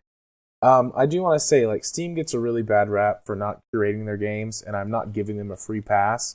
They need to come up with a better system to get better, higher quality games into their Greenlight and Early Access program. But Steam suffers from being the biggest guy on the block. They get hundreds, perhaps thousands of requests every day or week for games to be put onto Greenlight and their Early Access program. And it is difficult to hand curate that many incoming games. I'm not giving them a free pass, but I am cutting them a little bit of slack. Steam's got the money to hire people to do it or to come up with a better grading system for their automatic systems to work with. Well, but I do see why they struggle to keep higher quality games on their list. Well, let's put it this way. I just went to Steam Greenlight, and they have greenlit titles. They have 6,247 greenlit items and 8,238 released greenlit items. You had no idea it was nearly that high, did you? I knew Greenlight was high. I knew it was a high number. I voted on over 1,000 items in Greenlight, but I didn't realize it was that many. Yeah, it is. Let's call it 15,000 after you throw in the extra bits. 15,000 titles that have gone through the Greenlight system, either partly or completely at this point. Yeah. I mean, that's a lot. There's no way to curate that much. As a matter of fact, Gabe Newell has called Greenlight a failure just because there's no filtering to it. Yeah, and there's not enough dedicated players as well, or I should say dedicated Greenlight voters to make the system really no work. incentive to vote on a lot of things. You hear a campaign about a dev wanting Greenlight votes, and you go do it. Yeah. Maybe there should be some sort of incentive to voting on a bunch of Greenlight items, but also, downvoting a Greenlight item does literally nothing. Yeah. A quick two things that would probably quickly or not fix, but would improve the Greenlight system is one, give it an upvote, downvote. You get that actually works. Yeah. Well, the Greenlight system is: would you buy this? Yes, or no, I'm not interested. Like, just because you're not interested doesn't mean that you think the game is bad. It just doesn't suit you. So it should be: is the game good? Like, does the game look good? Yes or no? And then for every vote that you do, you earn 1 cent on your Steam wallet. I mean, that doesn't sound like a lot, but you vote on that would actually add up pretty quickly because you vote on a few thousand games. I mean, I've voted on 1,079 items. That is what, $10? Yeah, thereabouts. So, 1,075. That's $10.75. I mean, it is a penny. $10.75. Yeah, 1 penny each. Yeah, I would vote. I would do that. I would vote on way more games if they had that. I just, I was like, well, what's the point? All these games look like garbage. My no vote doesn't actually mean anything. Occasionally I get on there and browse and look for interesting games, but a lot of the stuff that comes through Greenlight is just absolute garbage. I did a Twitter post a long time ago. I was going through Greenlight, and it's like retro-inspired platformer, zombie game. Yeah. Matter of fact, I'm going to head over to Greenlight and see what my discovery queue is, or whatever they call it, because I did it in the other browser. I wasn't logged in at the time, so okay. I will also look at my discovery queue. This is going to be interesting, isn't it? Yep. We're so far off topic. Well, we got to win that award, which we'll get to in the mail call. Let's see, an actual World War II shooter. We haven't seen one of those in a while. Knights and Bikes. Action that's adventure, on my queue as well. RPG. Interesting art style on it. And interesting art style. Looks like a 2D side-scrolling platformer. Yeah, let's see. I have Stunt Toys, which looks like little RC cars. Makes me think of Revolt. But it doesn't look like it's a racing game. It looks like it's a stunt game. Acelia the Eternal. I have that as well. It seems like the voting queue kind of matches us. I'm not sure if that's intended or not. That was so loud. Why are these videos autoplaying? That hurt my ears. I have mine turned down. Looks like an old school JRPG mixed with a graphic novel. Yeah, let's see. I have Hackett, which just looks terrible. It's literally just a DOS console on what looks like to be essentially a Windows 95 desktop. Escape Land. Action arcade RPG. I don't even know what this is. It's got third person, then top down, then isometric. Basically, they're throwing in every single tag that they can, and this is so interesting, I bet. Let's see, I have a visual novel called Bloody Chronicles. I have a visual novel called Lost Girls Diary. A story. VP Dreams, which is... This doesn't even have tags on it. How the hell am I supposed to tell what this is? It's about a lazy dog who likes to sleep a lot. Well, it's old. Okay, so this is a story. This is great. This visual novel is a story about a bunch of guys who have found themselves alone in an abandoned estate at Christmas Eve. At the Christmas Eve. They're going to share some scary stories they know to kill some time. And then it's like all hot girls that are like half naked are all of the pictures for it. Well, except for this one that's got like some creepy guys in the shadows. Well, I saw the features on this. Scientifically accurate, super realistic simulator of dog dreams. I'm sold. I'm buying that right now. Casual gameplay combining platformer, puzzle, and adventure. 5 different worlds to explore. Wow. Yeah. The sarcasm is real. Oh, Space Universe. What a great Unconscious, which looks like it was made in about 2003. Oh, actually, this one looks interesting. The name's garbage, but the game looks interesting. That's something else that I've kind of noticed is that there's just so many generic titles for games, and we are so off topic.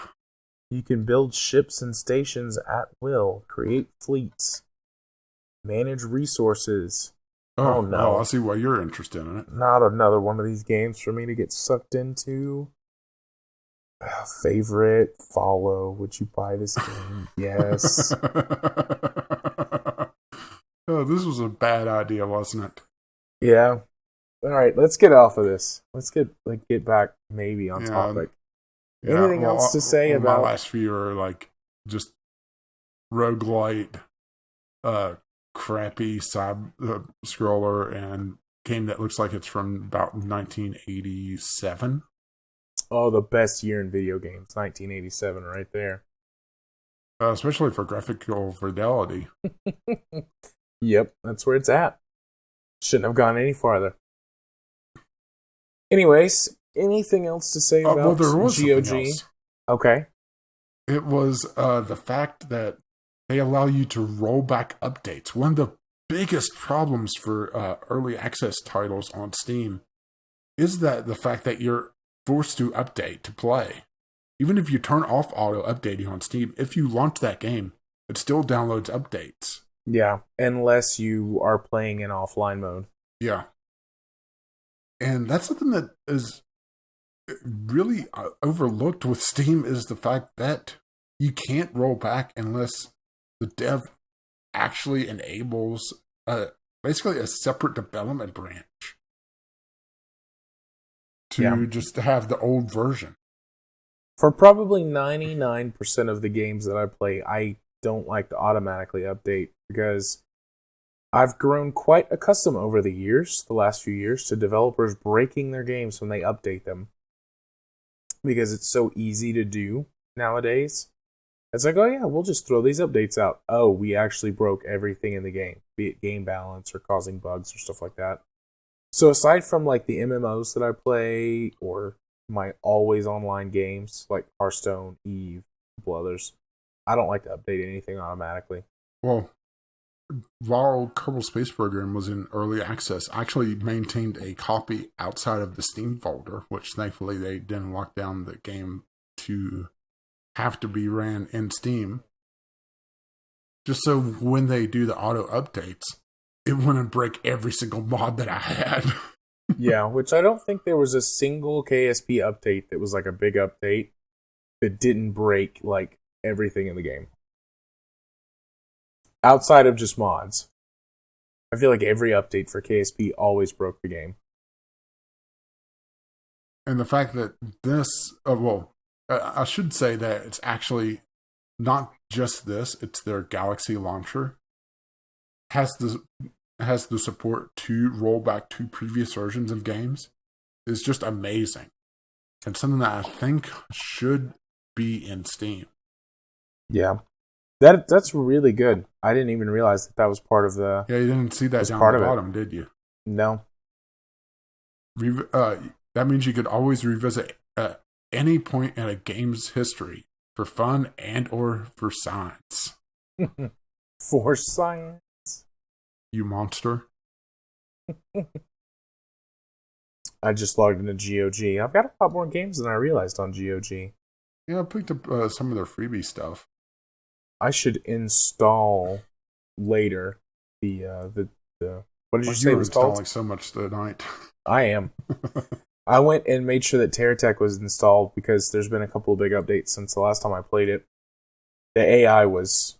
actually, I don't think I have TerraTech. I really enjoy TerraTech. No, I don't. The AI in TerraTech was, let's say, slow, to be kind. And that's been a big focus, is fixing up a lot of the single-player AI problems in the last couple of updates. So, are we ready to move on? Yeah, I think so. That was just something I wanted to highlight, was the fact that you could roll back updates. Right. So, next on the list, Ant Simulator is canceled for interesting reasons. Does the article... where is it? Well, the main article for this, I'll read the headline verbatim, because it's just too delicious. This is no editorial. This is literally what it says. Ant Simulator canceled after team spends the money on booze and strippers. Aw, yeah. Yeah, you may have been wondering why we've been referencing Futurama so much, when outside of just being an awesome show, that's why. Yeah. This has to be the most ridiculous reason I've seen for a game company splitting up. Bar none. Right. Now, first of all, at the time of recording, we don't actually know the truth of the situation. Yeah, it's very much both sides squabbling at this point. There's been a rebuttal yesterday calling... well, we should go into it, but it's basically...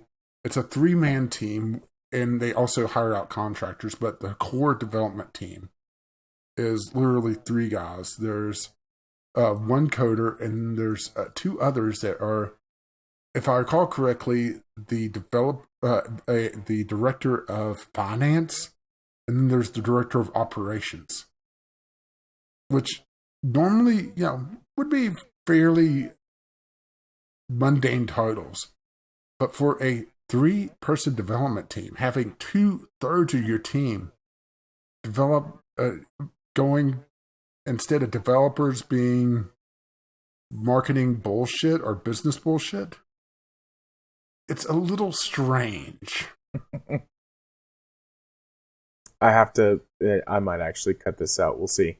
My dad owns his own company, and I used to work for him, and my official company title, like, I have business cards that say this somewhere, I was the director of moon-based operations. Like, that's my official company title on the books, is the director of moon-based operations. That made me think of it. Might cut that out, might not. If you guys hear it, then obviously I didn't cut it out. Anyways, carry on.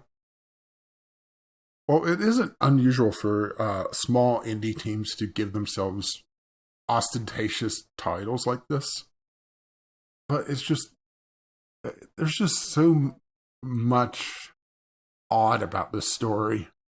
The announcement that the developer did, which I'm blanking on his name, and I'm looking for it on this article. Eric, and then a bunch of letters that I can't help to pronounce because I have a bad history of pronouncing names to begin with. Well, let me take a shot at it. Eric Terashinsky. Good enough for me, and Gesundheit. Thank you. Eric put out a YouTube video on, well, it isn't even this company was just structured so weird. It wasn't even the official company YouTube channel. It was his personal channel that was being used by the company. Well, he put out this video, and it was just heartbreaking hearing him talk about it. And if his side of the story isn't correct, or at least, has the most truth to it, then he deserves an Oscar. Yes, he does. It's so, you can hear, just he sounds so defeated. And we'll put a link in. I'll just take a tiny snippet of what he's saying and paste it in here over the audio, maybe 20 or 30 seconds, just so you can hear how defeated he sounds without having to leave the podcast. But I mean, you can tell that he has been really pouring his heart and soul into this project. And then, at least according to him, allegedly, his partners just, oh, by the way, we're out of money because we've been living the high life as these air quotes corporate executives, and those are my words, not his, living it up, and we've ran out of money, and so we can't continue development. And he just sounds so defeated. Well, and yeah, if his story's not the true side or the mostly true side, he's one of the best actors I've ever heard. My ex business partners directly said to me, if you release Ant Simulator without us, I will sue you. I really don't have any options. A year and a half ago, I signed an LLC agreement with them. I trusted them, and they had been my friends for 11 years. I made the mistake of trusting them. And also, another painful thing that he mentioned in the video was the fact that these two guys were also his friends for 11 years. Yeah. So he's not just losing business partners, he's losing a pair of friends as well. Yeah, he feels like he's being betrayed, or he has been betrayed by them. And I saw it on a Reddit thread somewhere as well. He went around after the video kind of went viral and everyone started talking about it, because I'll be perfectly frank.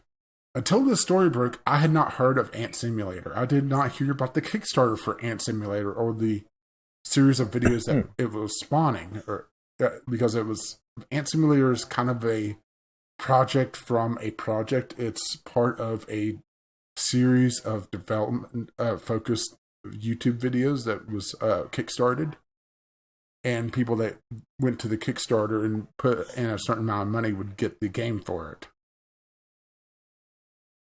because the videos were being made public. But he was making the rounds and he was talking about how the LLC was set up in a certain way and the contract was written that they knew what they were doing. If his story is correct, if he's being 100% truthful, if emotion is a judge, clouding his judgment or his words, right? That they were writing it off as business expenses. That because you definitely have strippers at a business meeting. I mean, who doesn't? Yeah, I know. I have strippers at all of my business meetings. I thought you counted as the stripper. Well, if I want to get a discount, make a little money on the side. Yeah. There's a lot of U.S. tax law, to put it simply, is stupid. My dad owns his own business, and I've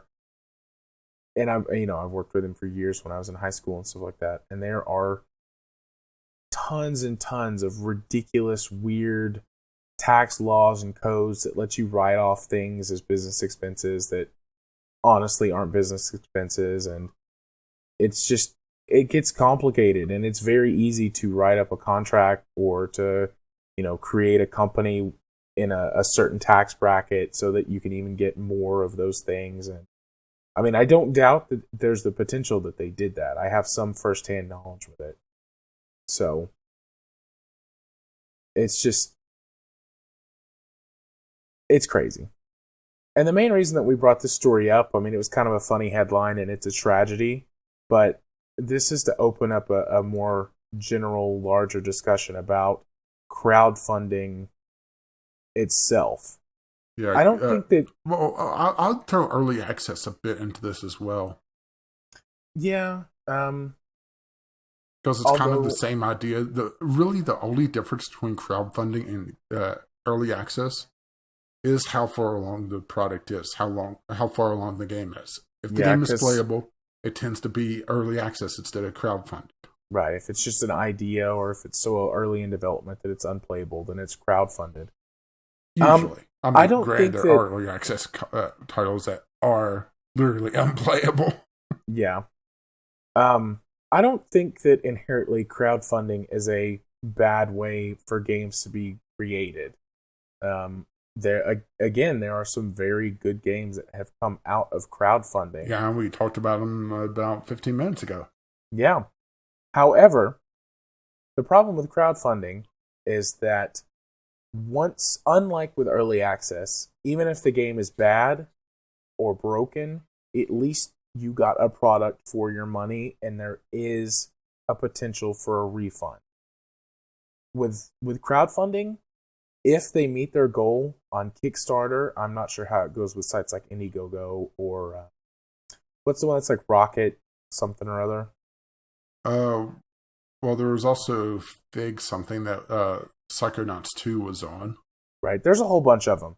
But I do know at the very least with Kickstarter, because I did some research into this for a thing that I wrote up when I used to work for a gaming website.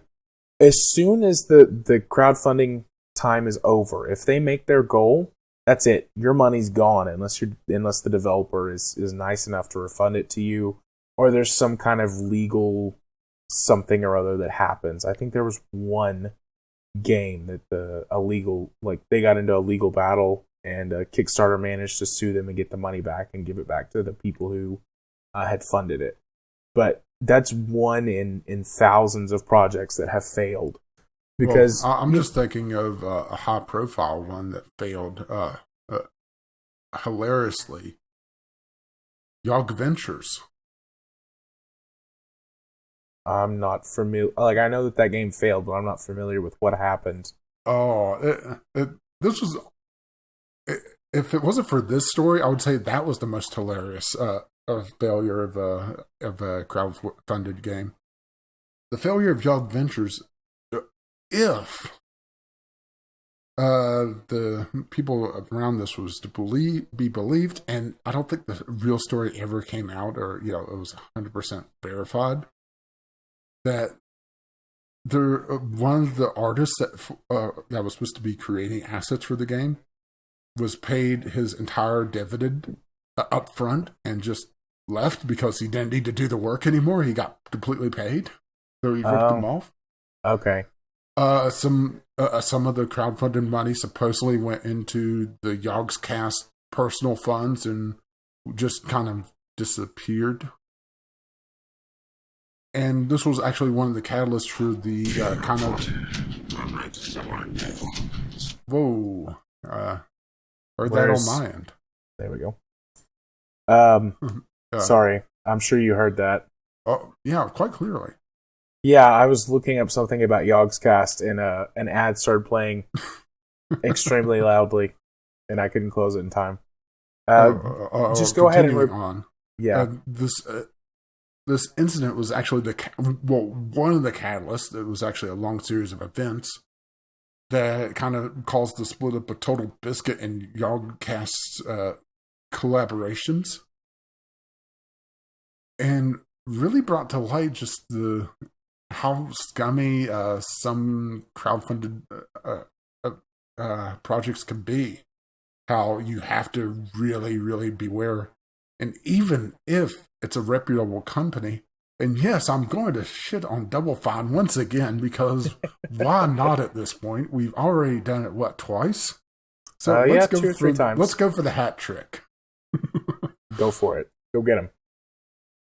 Even if it's a reputable company with a seemingly good history, unless you really, really know the back story of them, they will screw you over through early access or crowdfunding. They'll have their project be split up and have to go back to the well to finish it because they ran out of money, because the feature creep. There you go.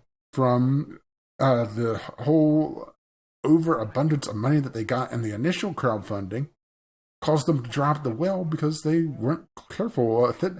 And the fact that they are based in the most expensive city in the United States. Or one of the most expensive cities, I should say. I think New York actually beats them, but not by much. Yeah. My example for this was Mighty Number 9, which got delayed again. Well, Mighty Number 9 is just a clusterfuck as well. It is, but it's the same sort of thing. Feature creep, not having either an understanding or a well enough plan put together where that they can handle the money properly and wasn't get that things out in a timely fashion. And wasn't it one of the major developers behind Mega Man behind it? Yeah. One of the original developers from Mega Man is the one that was heading up the project. It's just poor planning and poor budget management. Mighty Number 9 is in a weird catch-22. They hit their stretch goal for multiplayer for the game, and the multiplayer is what's causing this recent delay. But most people aren't interested in the multiplayer. But the problem is if they release the game, because they had, again, feature creep to put it on so many different platforms, they're going to have to pay twice to put it on consoles if they go ahead and release the single-player component and then add the multiplayer component. Yeah, which consoles has this weird thing. I'm not sure if it's still out there, where at least on the 360 and the PS3, it still exists. Yeah, your first patch was free, and then you had some stupidly high price to patch again. And that's the reason why you didn't see a lot of free content. You would see map packs. You would see the DLC just go absurd on consoles. And why when it comes out on PC, it's usually like the Game of the Year edition or the definitive version or, the all-in-one pack or whatever you want to call it. Yep.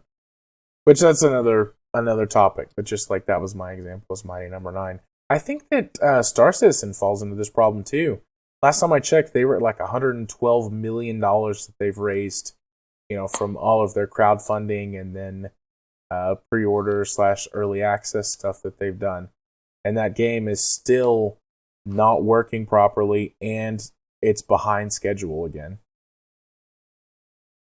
All of that to say that the biggest problem with crowdfunding is that you are putting all of your money and your faith and your trust that these companies or individuals or groups, depending on what the thing is that you're crowdfunding, one, know what they're doing, and two, are responsible and honest enough to do it.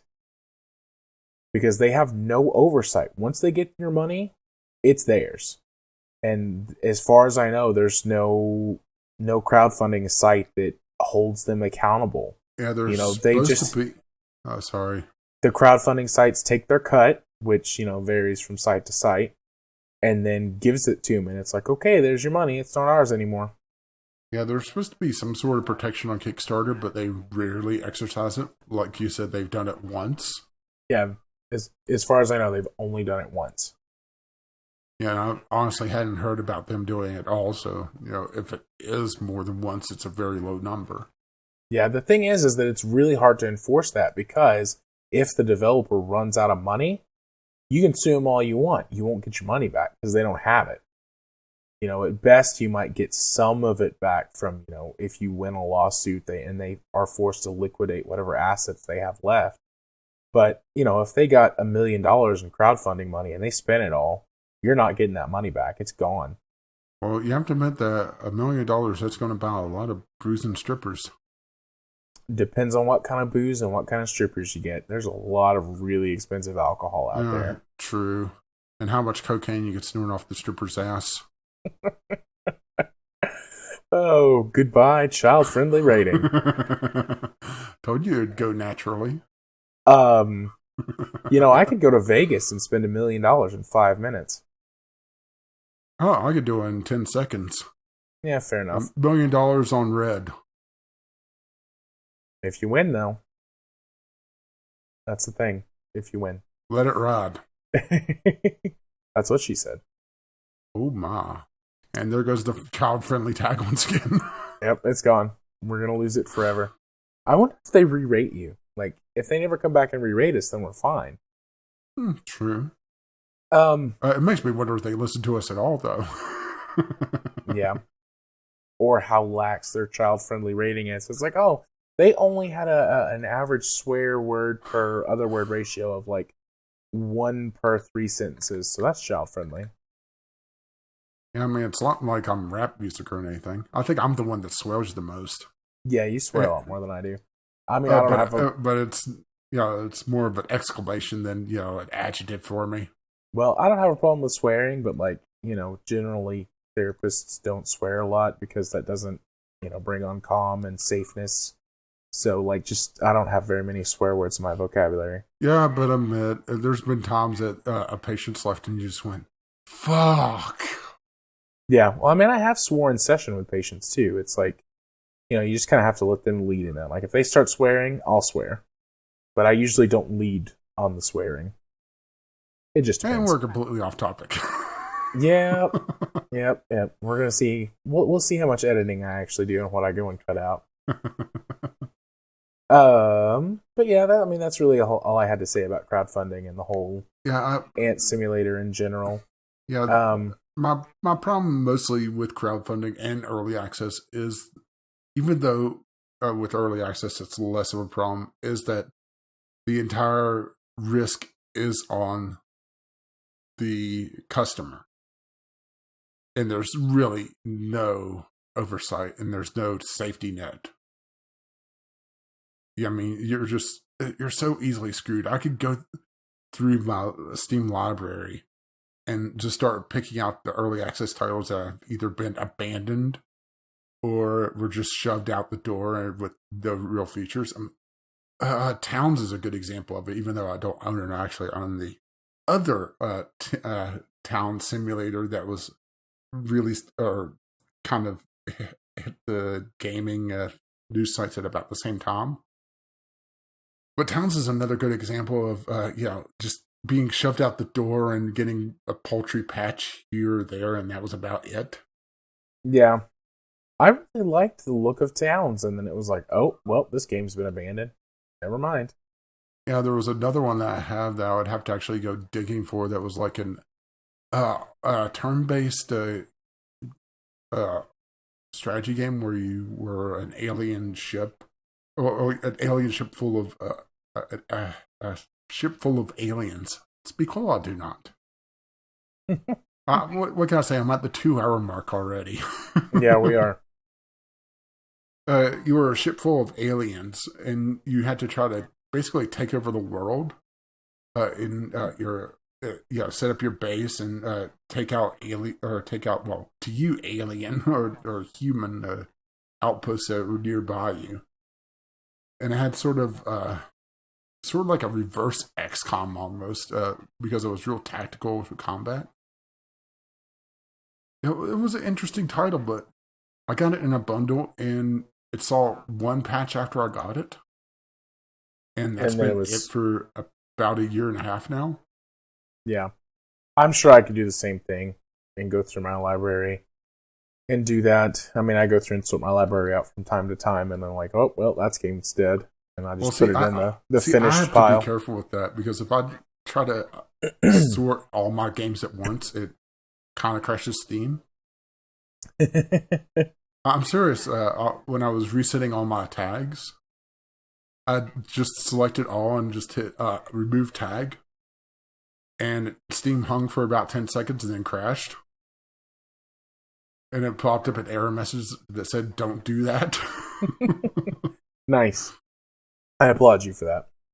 Well, since we're at the 2-hour mark, I don't think that we need to go into our generic discussion topic of the week, because we have got... Well, we've kind of done that already, though. We have, yeah. But we've got 3 letters from our fans this week, and one of them is extremely long, which nothing wrong with that. A novel. Yeah, there's nothing wrong with that. You send us all the words you want. We love it. But we may edit. We're going to edit. Yeah, but there's still a lot of content for us to talk about between those 3. So, our first email, letter, message comes to us from B-Lug. And since I introduced it, I'll go ahead and read it. It says, "Hi guys, first, grats on getting my name. B-Lug is the best way to say my name. And Rage, yes, I'm the same B-Lug from the Twitter." Yeah, wanted to hesitate on doing that, on saying that it was the same person. Partly because I shut down everything, whatever we record, and I would have to fire up Twitter again to go back and double check that. And also, I had just gotten in trouble for calling the person a wrong name. So I don't want to make that risk again. Not Chris. So I was hesitating. He goes on to say, for the public domain jam, you were pretty right on this one. It's about getting out of the current popular genre, like survival zombies or Cthulhu games, which is Lovecraftian. They push the dev to use other, less used public domain ideas. So you are mostly right on my question. For the next part, I suggest you to resume my thoughts. For the next part, I suggest... Yeah, sure. I'm writing a lot, so you'll be able to understand without guessing the full subject. By the way, Rage, I'm so happy you're talking about Dwarf Fortress. I've been playing on and off for the last year, and it's such a great game. But the learning curve is so huge to start. Even the 6 hours of tutorial is a huge start and makes the game a little less appealing because someone played it for you so you can learn to play, and they're usually way better. I wish there could be a tutorial that would give you the basics of the game. That is how to mine, use the controls to build, and after that, just a few tricks to defend and manage your dwarves. Not a tutorial while playing a full game. I actually have a suggestion on this. There's a YouTube series by a YouTuber called Captnduck. And instead of playing the full game, well, he does play the full game, of course, but he has very, very focused tutorials on how to mine, how to survive the first, let's say, year or so. Defensive tutorials, how to build your military. It's a lot more focused than a lot of the other tutorials I've seen. It's still a very, very long set, and it's actually a bit out of date now, and he probably needs to do another set of videos probably in the next 6 months or so. And Dwarf Fortress is still in kind of flux right now. They've are still in the whole all the mods get updated, that the main game gets updated again, so all the mods need to update again. And Dwarf Fortress is an amazing game, but it really needs certain mods. It needs this one that I think you're going to love. It's called Dwarf Therapist. And no, I'm not making that up. And the reason why I think you're really going to love it is that it's a spreadsheet. I love spreadsheets and therapy. It's basically an alternate control method to assigning your dwarves different tasks, particularly changing their jobs or being able to just have a general overview of how the jobs are divided in your fortress. And I wouldn't say the game is unplayable without it, but managing, let's say, beyond probably 15 to 20 dwarves gets very, very difficult if you have to swap between a lot of jobs. And for a small fort, you really need to. So it helps to use Dwarf Therapist. And it also allows you to see a general overview of the skill levels of your dwarves and be able to work with your military a bit better. So it's pretty much a required use. So it's more and then easier or more easily accessed information. Yeah, it's basically just it's an external program that's an easier way to control and view your information. For the most part. I mean, there are some cheaty ways that you can use it, but those are turned off by default. Right. But let's put it this way. Only dirty elves cheat. But I like elves. Oh, you wouldn't like them after playing Dwarf Fortress. They get to it eventually. Hypocritical asses. I'll get to it eventually. I think I said this before. That's going to be the game where we're just going to have to... we may even have to do a video of it, of both of us playing Dwarf Fortress and talking. You know, and it's a couple of months away, but my wife is going to go on a 2-week trip to go visit her in-laws and then go to one of her best friend's weddings and stuff like that. So I'm going to be here by myself for 2 weeks. That would be that would be the perfect time to do some of that stuff, because I'm going to take a few days off and just sit at the house and play video games for like 4 or 5 days. We could do some of that then. Well, that'll be our first like 5-hour podcast. We'll just record all day and then cut it all together into the super edition of the podcast. Or just do like Boosters and Space Tape and put out the unedited version. Yeah. That you guys don't want that. We're getting a lot better about it as we just get more and more into our groove, but we still have dead air and mistakes and silence from breaks that we take and things like that. So, I mean, we wind up cutting a good 20 or 30 minutes out every week of that stuff. But let's finish up the letter, because I'm sure there's some things on here that you would want to talk about. Yep. Anyways, he continues. As I was writing this next one, you started talking about Starpoint Gemini. I'll try this one, but I would be interested to know others like it, so I'll let it in there. If you want to leave it out, I'll not be offended. For EVE Online, I love it, but I'm more of a single-player gamer or a 3 to 4 multiplayer gamer. I've loved Freelancer, and I'm looking for other games like that in single-player. I've tried the X3 games, but they are so broken economy-wise, and the quest difficulty curve is so hard. Story-wise, it's difficult to follow the plot. I'm really looking for something much more like Freelancer, something that's story-driven and not only dogfighting. X3 would be good without the endless hours of AFK money grinding and more story quests to lower the difficulty curve. And most importantly, better item. I think that is supposed to be dispensability. Sure, we'll go with that. As on one quest asked me for some laser tower, and it took me 6 hours to find the 3 needed because all of the sellers had done in stock. Thanks, and continue your good casts, B-Lug. So, I have an entire library folder, like section thingy, dedicated to games that remind me of Freelancer in certain ways. So, I've got a few suggestions for you. You listed EVE, which honestly I don't think EVE is very much like Freelancer at all. The X series, that is in this for me, but obviously you're already familiar with that. So I would say that there's probably mods out there that fix the issues with the economy. Yeah, there's such a vibrant mod community around the X series, particularly the X3 trilogy. There was 3 games in the X3 like subset. Yeah, and I'd say probably those 3 have the most mods and would have a lot of ones that would probably fix your issues with it. Yeah, Albion Prelude, which is it's X3 Terran Conflict. Albion Prelude is the kind of ultimate version in that series. It originally started as a mod for Terran Conflict, and the developers rolled it into an official expansion along with some other tweaks and other content.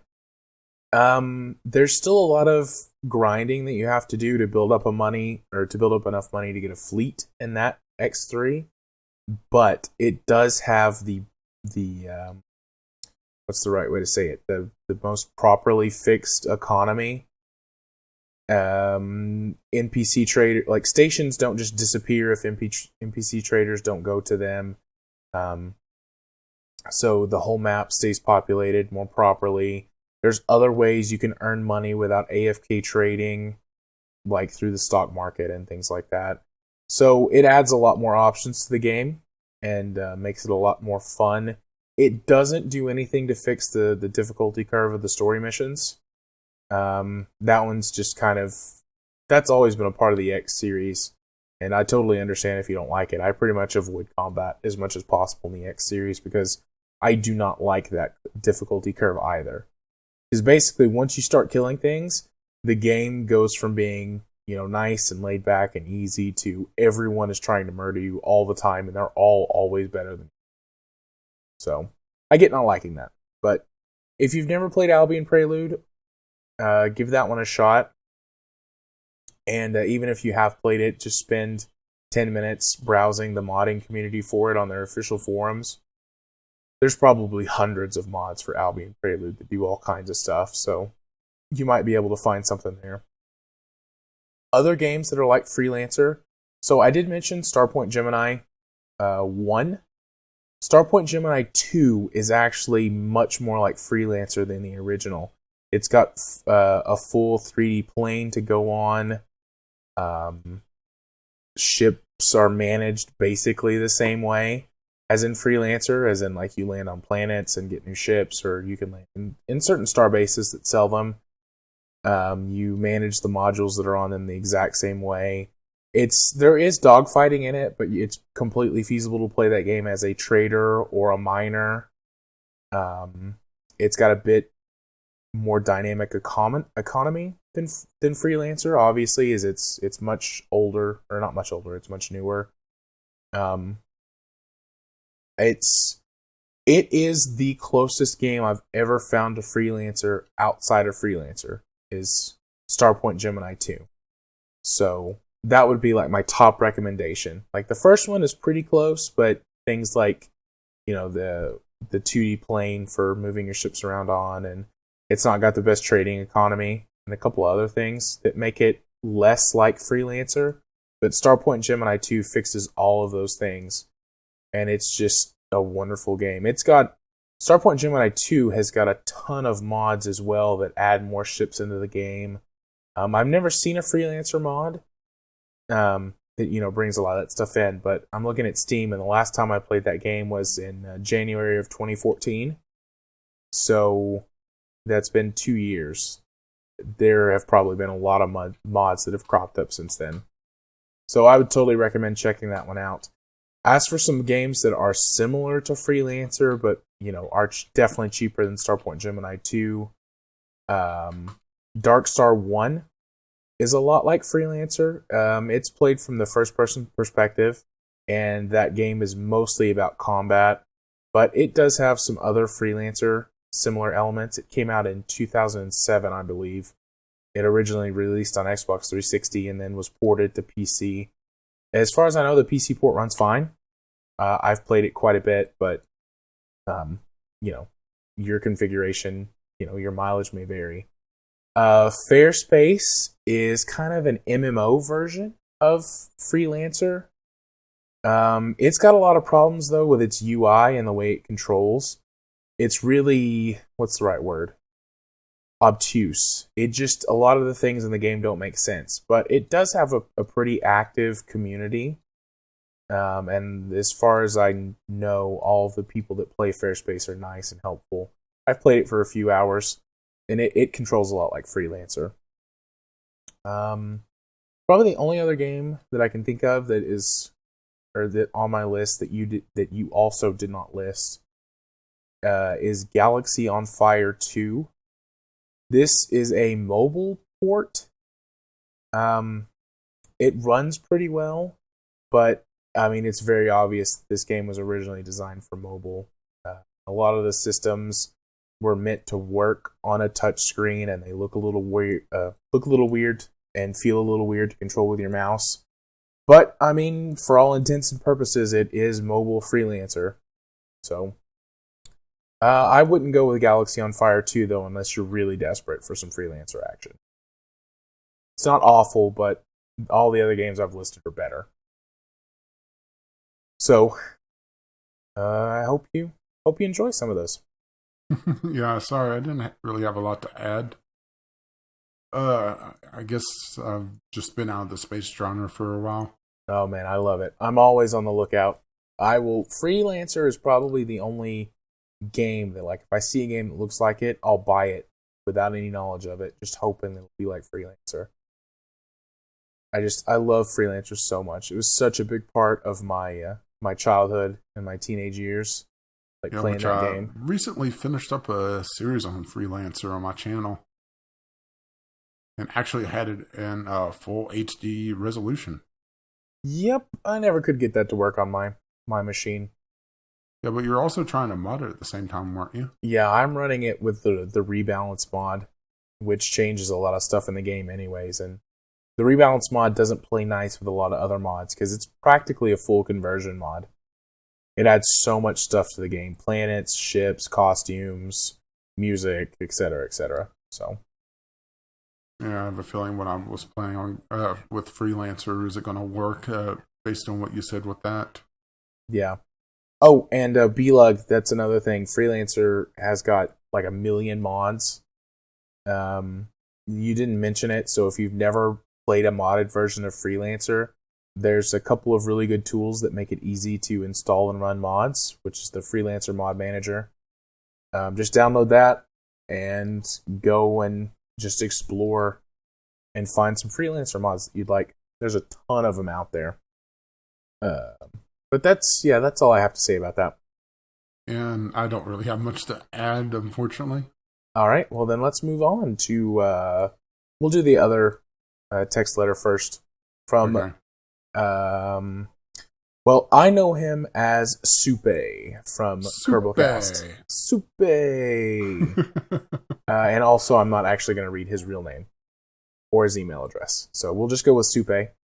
Even though his email address is awesome, by the way. Yeah. He's the one who sent us a giant novel. Yeah, we're going to have to pare this down a bit. Sorry, Supay. Yeah. I'll get the machete and I'll try to be gentle. We really do appreciate, though, the what's the right word? The brevity of this letter. Yeah, just we really can't read a 2,200 word letter. Let's see. What should I read? You read some of it, and we'll talk about it. And then if we have to cut some stuff out to make it all work right, we'll do that. Yeah, you're going to have some heavy editing in this area, by the way. It's okay. That's what Wednesday nights are for.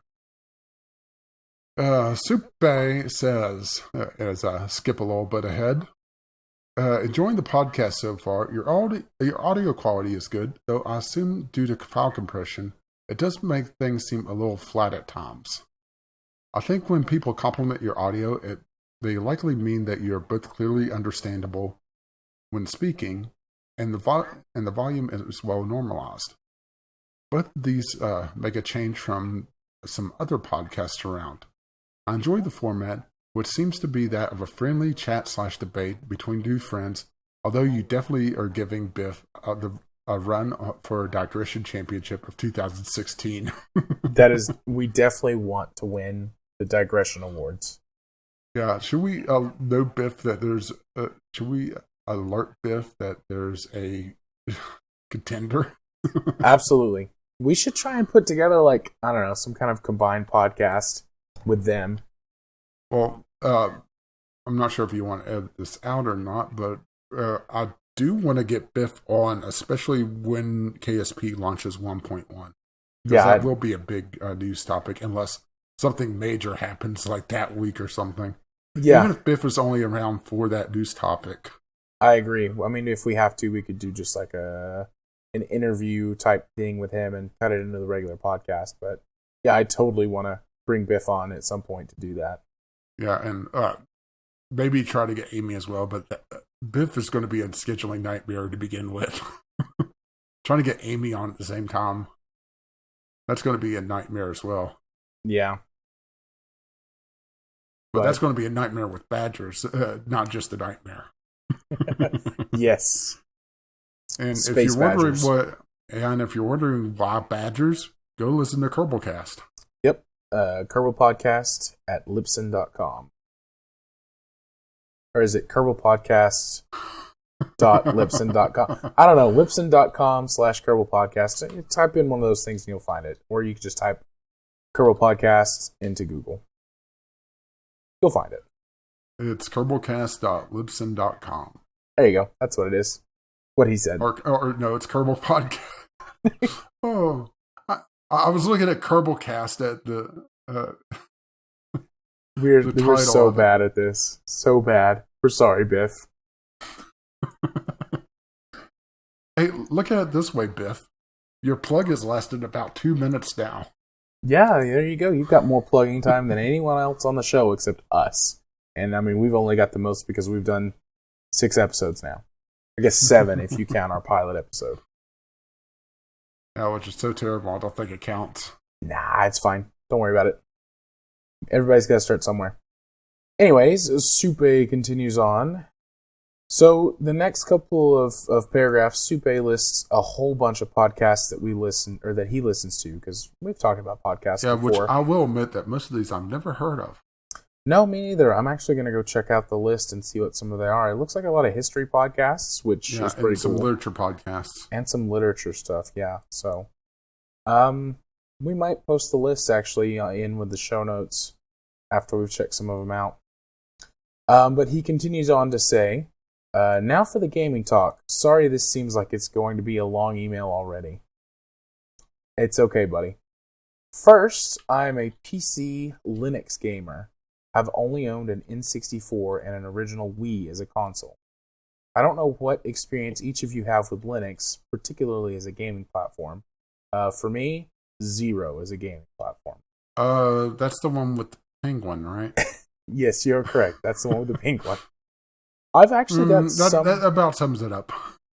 I've got some experience with Linux from a programming standpoint before I went and got my degree and become a therapist.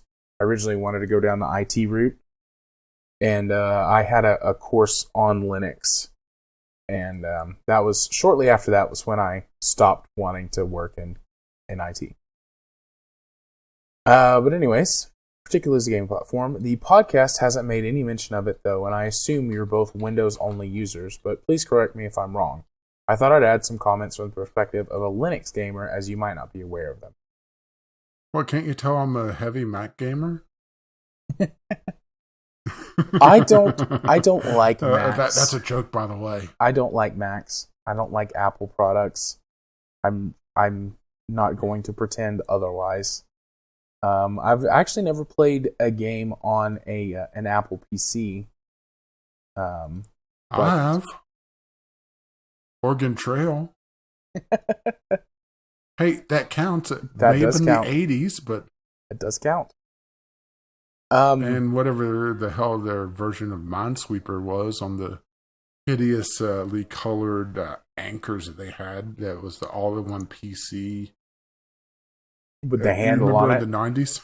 Oh yeah, they came in different colors and they had a handle on them. And it was all in one. You could just pick it up and carry it around. Away a lot easier. Yeah, it was easier to pick them up and throw them in the trash.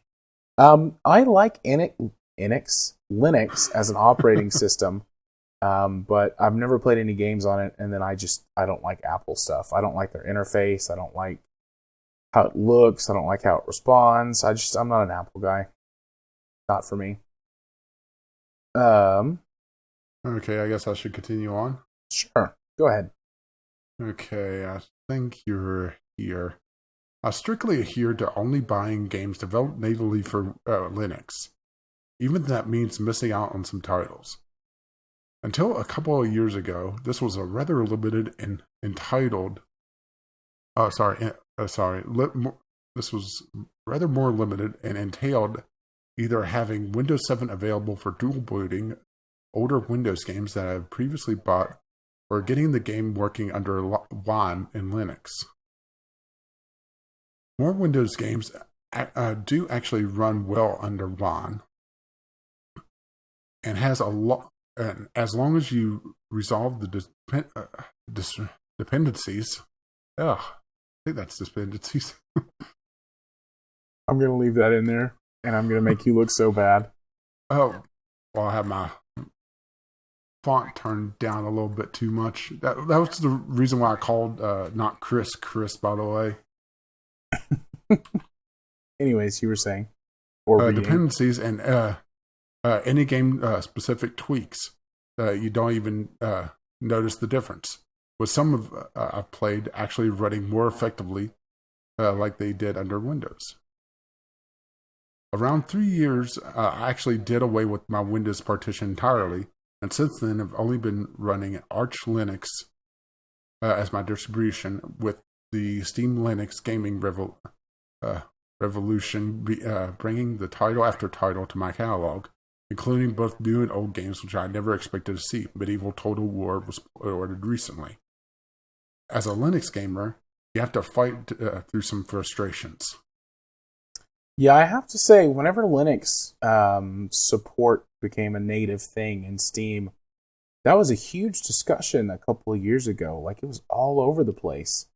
And I'm really glad that they did it. I mean, I hate that, especially on PC, whenever someone can't run something because it doesn't support their operating system. Like, PC is the open platform, where people can do whatever they want.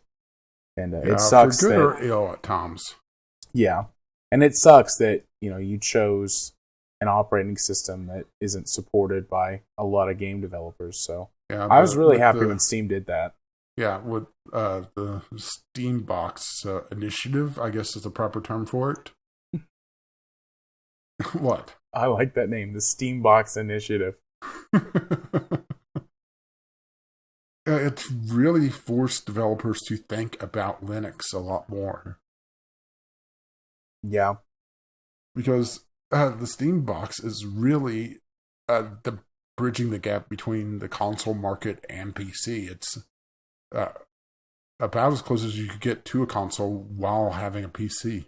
Right. And if I remember properly, SteamOS is based in Linux. So yeah, it is. It's basically just a shell on a Linux distribution. I'm sure Supay, and yes, I am going to continue saying your name like that. Until you correct me, of course, which will probably be next week. I'm sure he could tell us exactly which Linux distribution. Yeah, I'm sure you have a lot more experience with that, and we would welcome actually learning how SteamOS does that. That might seem like a boring topic, but I'm actually quite interested in it. I just have never looked it up myself because, I run a Windows machine because it's easier to run a Windows machine. Yeah, and I'm sure it'll have some words I actually know. I understand that word. Yeah, it's the. Right. Even though whenever I see like just a wall of words, my eyes kind of cross at times. So I like this comparison that he's about to make. Companies labeling their games as released for PC rather than naming an OS, which makes as much sense to me as labeling it console and expecting Xbox, PlayStation / Wii users to just work it out for themselves. I like that comparison. I understand Linux gamers are still a much lower percentage though, so many probably don't see the point in stating it, particularly if they only release for Windows, but Linux and Mac together add up to somewhere in the region of at least 8% of gamers these days, so it would be helpful and not too hard to just change the descriptions. I do agree with that. I wish that they would list which operating systems they are compatible with. Yeah, it's something I hadn't really considered. I mean, most software does that. Yeah, I think that they probably expect Linux users to be able to figure it out because they tend to be on the more technical side. That's true. The Linux people do tend to be on the more technically proficient side of things.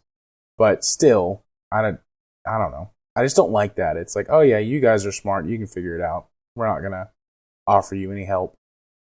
I don't know. That just doesn't seem right to me. So Supay goes on to say quite a few things about Linux. What I'm going to do is anybody some of which we actually understand. Yeah, some of it we understand, both from a words perspective and a feelings perspective. Like, we understand your pain. But what I'm going to do, Supay, is I'm going to take this and I'm going to remove all the identifying information from it and then post a link to it. So anybody who's interested in reading through Supay's quite detailed and interesting discussion of Linux are more than welcome to. But there really is so much here. Butcher this? Well, more? Probably. I mean, everyone loves your voice more than mine. Yeah, but like I said, I see a wall of text, and after a while, things just start making less and less sense. And let's be honest that Linux already doesn't make much sense to me because I'm a Windows user. Right. And no, I'm not crapping on Linux. No, I reserved that for EA and Double Fine today. So he wraps up with, in terms of why I prefer Linux, I like the freedom it gives me over my system, especially with Arch Linux. I install and configure everything so I know what it is and how it works. Even out-of-the-box setups like Ubuntu or SteamOS offer more in that regard than Windows, and you can still tear them apart if you want, even if they initially install in a set manner. There are less system overheads with most Linux systems, again mainly due to more efficient desktop environments and better control over what is installed and running. Linux actually tells you what it is doing as it does it and handles system updates so much more effectively. I had to undertake for a very niche purpose that took 6 hours just to install a patch to a fresh system to fix the Windows Update system, which then took 8 hours to update, with no system feedback on progress during this, so it just looked like a crash system. I could have rebuilt my, I'm not sure how to say that, Debian server? No, you gotta say it. I mean, you made me stumble over a word. I could have rebuilt my Debian server, BSD firewall router, and Arch desktop in that time. And then he's got one last little bit here at the end. Last topic, I will shout out to the developer publisher who repeatedly show how well they support the Linux gaming base. I'm not actually going to shout between my voice and the fact that I don't want to wake my kid up. But he says, Squad, I've had 64-bit for ages. Paradox. I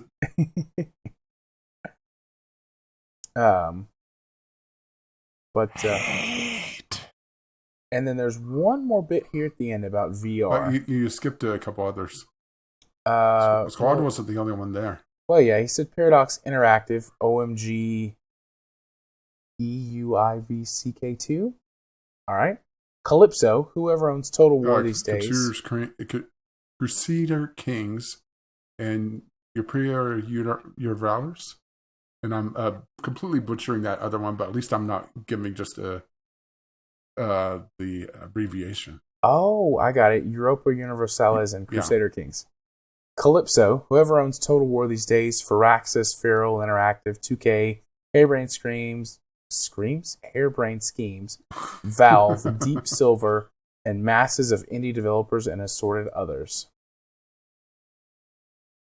And then he's got one last bit about VR. Do you want to read that? Okay. Next, regarding your discussion on VR. I'm not a fan of VR.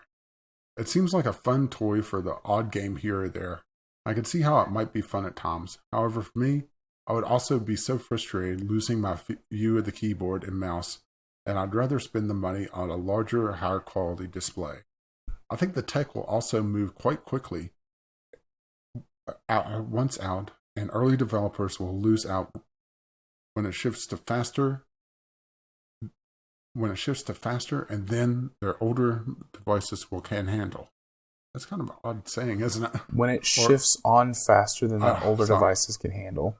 Okay, well, skip the word. I think he's saying like when the technology gets beyond what their current computing devices can handle. He's from the UK, so he says things in a way that don't make sense to us all the time because UK English and British English are very different languages. Well, they're also on Twitter having a discussion about putting. What is and isn't putting on Kerbalcast? I think I said UK and British. I meant US and British. I have a wife and children, and gaming can be hard enough as it is, without cutting myself off from them entirely or risking the wrath of my wife by not responding. I totally understand that, Supay. I feel you. My PC is also what what could be described as a potato PC. Quad core. You okay over there? Oh, I love that potato PC. Yeah, I think I have a picture of it. I may put it on Twitter.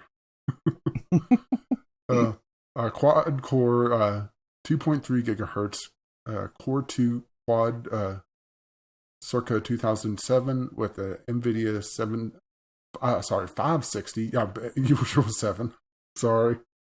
TI circa 2011. So it definitely will not cope with VR. With the Oculus, they also lost me anyway, as the original promise of Linux support died when Facebook took them over. So no cash coming from me, even if I did want one. Yep. You know, the Facebook buyout had its good parts, but it had its bad parts too. So totally understand if they're not supporting your OS. You know, obviously you're not going to buy one. So yeah, like I said, we will post the whole thing minus the identifying information. Yeah, and I guess I'll wrap it up. real quick. I'm going to skip the next paragraph and go, sorry this took so long. Cut or summarize as you wish, and boy, we will. And I look forward to episode 5. Episode 5's been out for a while. Sorry. You're being mean to him.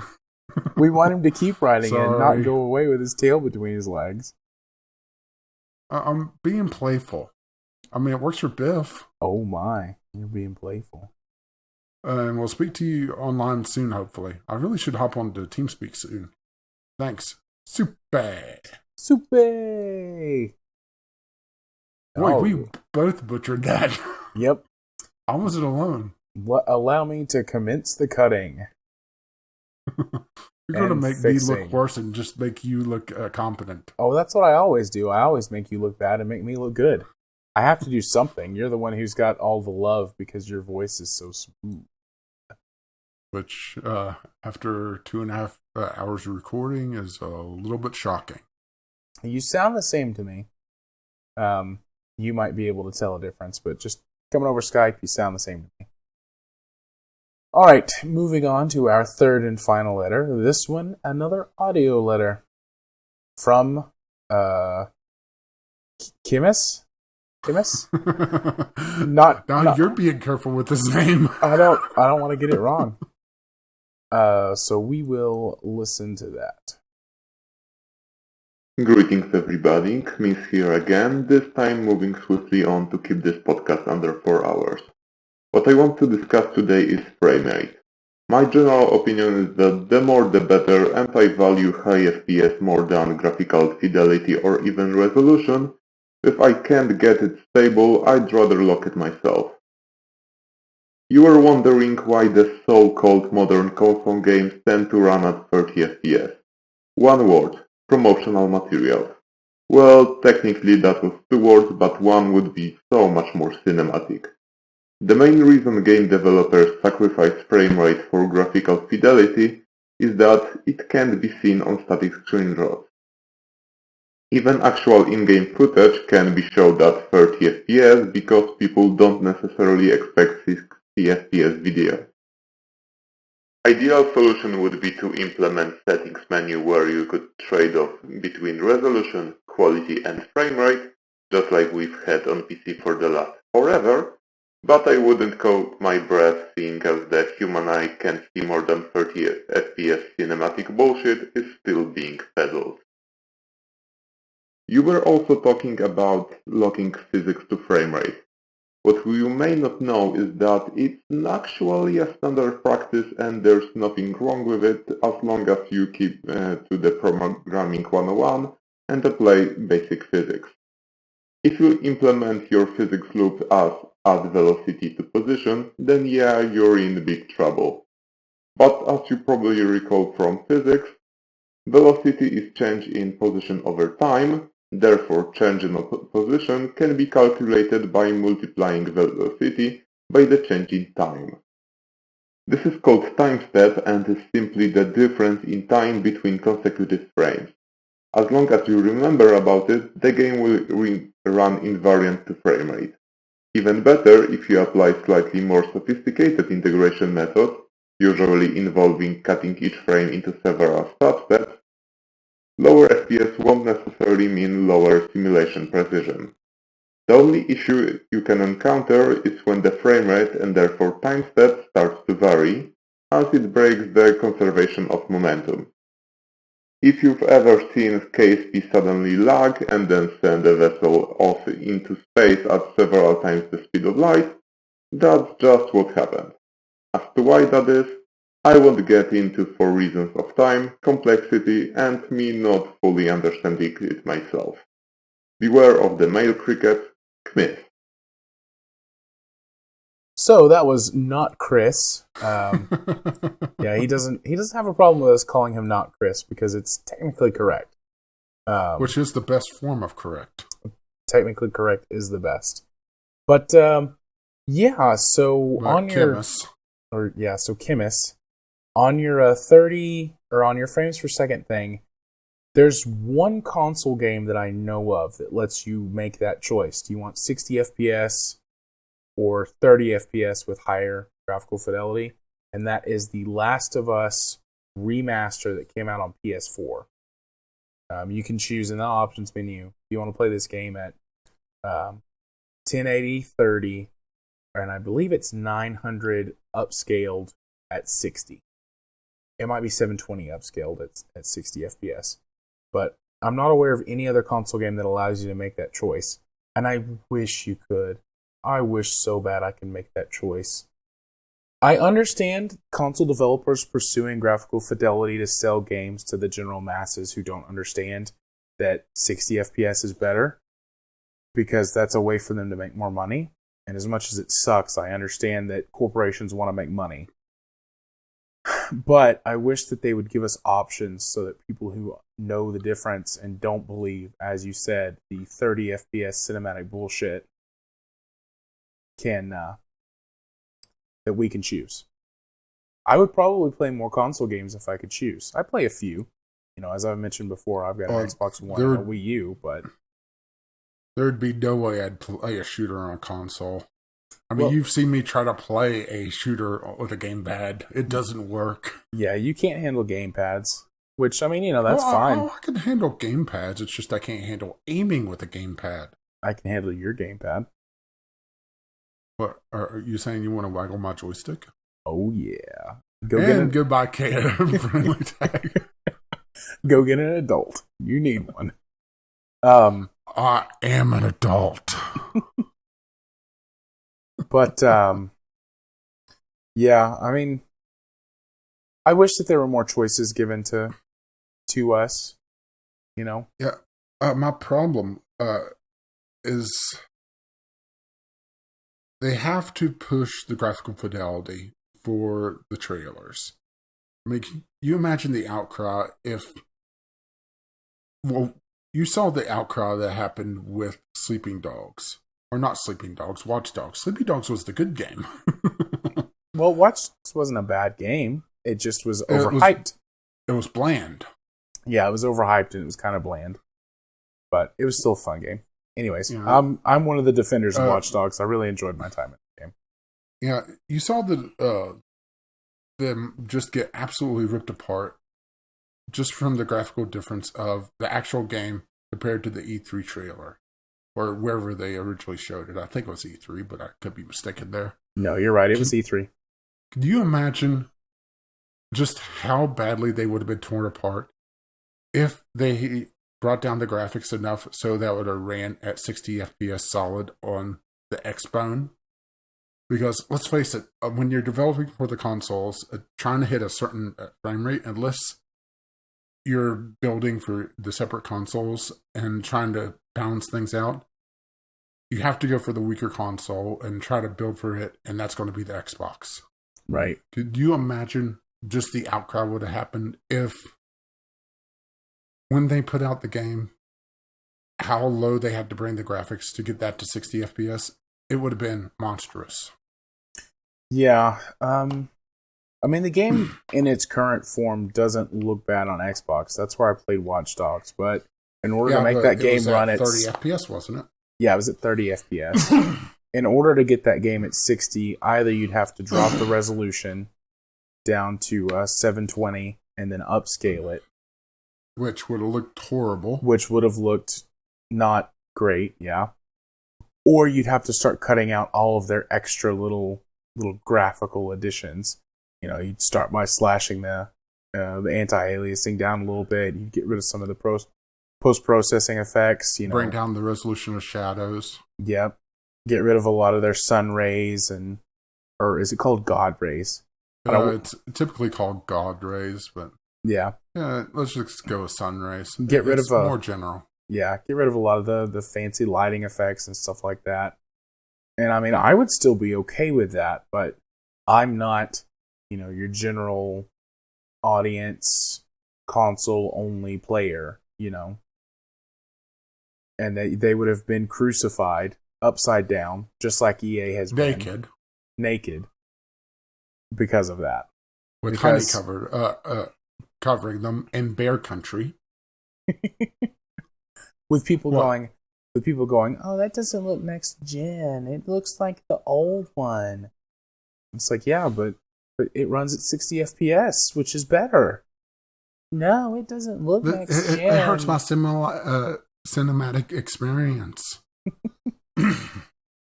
And there goes some of our listeners. Goodbye, people who play consoles. Yeah. Let's see. What's the other thing that he talked about? Talked about physics locking locking. physics to frame rate. Right. Which I think I was a bit off in my terminology.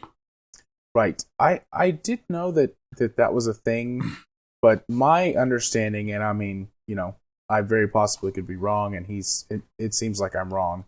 And I'll do some personal research on this, but my understanding is that was a thing that they used to do because it was a quick and easy kind of programming thing to lock physics and other things to the frame rate.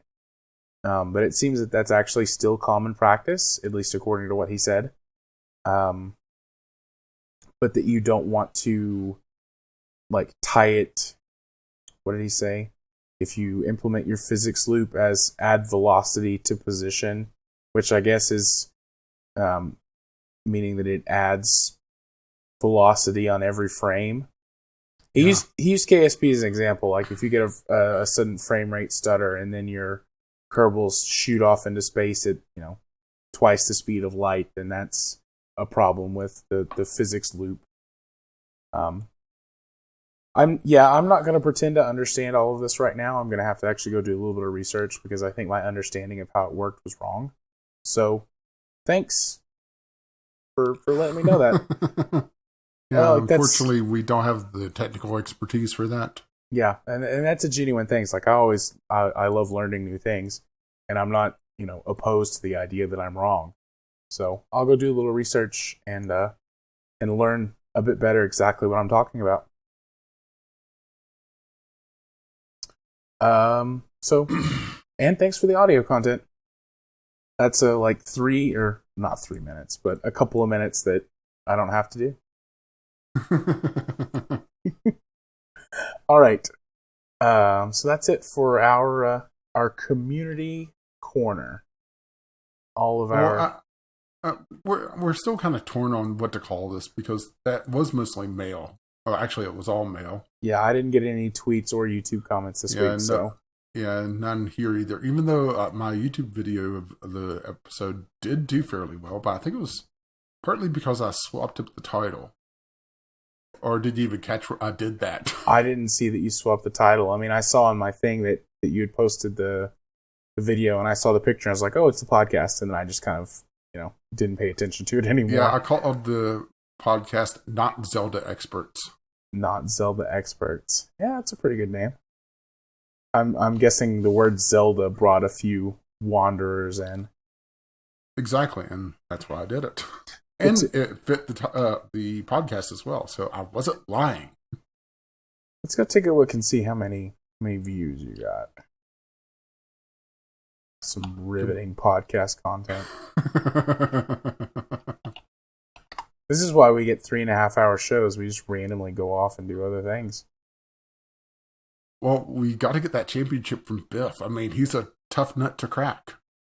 And he's difficult, too. I got 26 views. That's not too shabby. I think With 2 thumbs up. I think I got 5 or 6. Yeah, and I'm also trying to avoid naming it the exact same thing so we don't end up in the same search. Yeah, that's a good idea. Remember, I've been YouTubing longer than you. You have been YouTubing longer than me. My hero. I wonder what she called this one. I know that's going to be an interesting one, but probably one that we should do off air. Oh, I like blackjack and hookers. I'm extremely tempted to call the episode Blackjack and Hookers. Goodbye, child safe tag. We hardly knew ye. Yeah, that's probably a bad idea though, since it's going to be on iTunes. No, that's going to be my title, Blackjack and Hookers. Yeah, Blackjack and Hookers. Do it. I'll make mine something more sensible. But going swiftly along back on the topic, hopefully. Right, your turn to bring me back on track. Normally it's the other way around. Are you saying that's a bad thing? No, it's fine. It's just normally it's my job to keep the podcast running.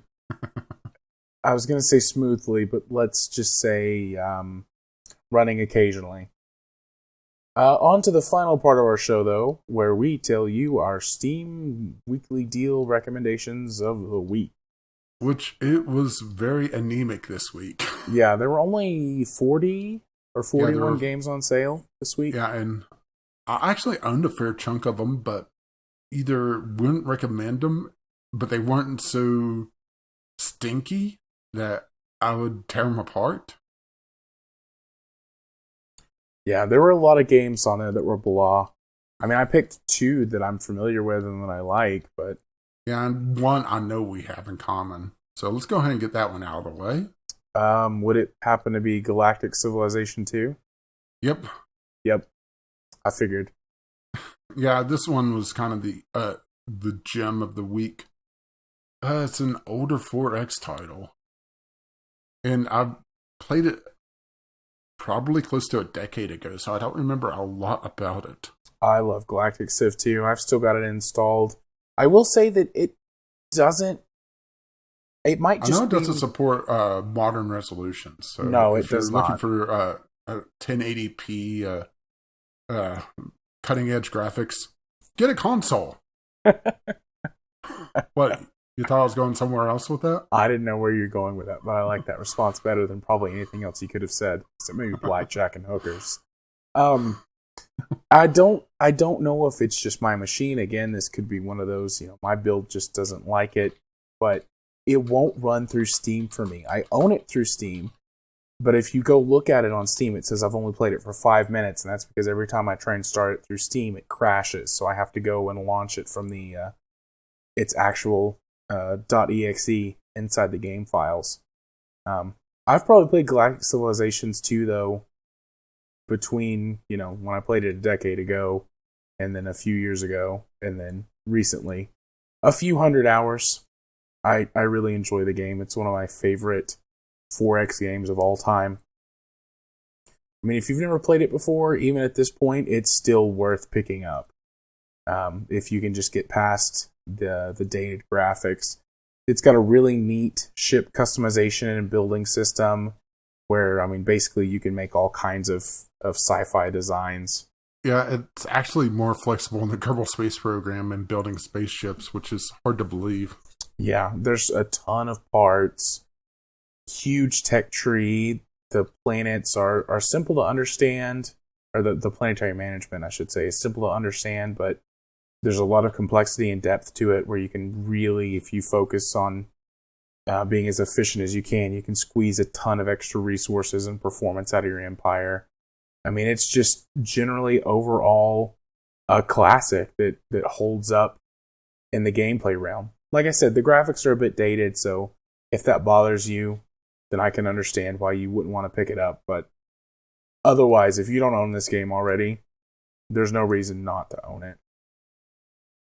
And it is 75% off. It's usually still $20. It's still really expensive, but it's down to $4.99 for, the remainder of the week. Yep. And if you're listening to this long afterwards, pick it up on the Steam sale. Yeah, it's always on sale. I think I've seen it. It's cheapest at like $3 and something. Yeah. Yeah, the historic low was actually on Green Man Gaming for $2.99. Yeah. On 7/20/15. It's been wrapped in bundles a couple of times as well, so it's definitely worth it in a bundle. It actually shows 1 time being bundled and 4 times for Galactic Civilizations 1 and 2 pack. Yeah, that must be what I'm thinking of. Enhanced. Yeah, that the 1 and 2 pack must be what I'm thinking of, as it's been bundled a few times before. But yeah. We probably should say that it does use a third-party DRM. It requires a Stardock account to run, at least according to reviews and the big warning sign on the store page. You can run it without it. There's a a file you can download and run that removes that. No, so I think that's I'll why. work around. I think that's why it doesn't like Steam is because of the Stardock account. But I mean, I just downloaded the file and removed it, and just play it straight through the exe. So, what's your second game?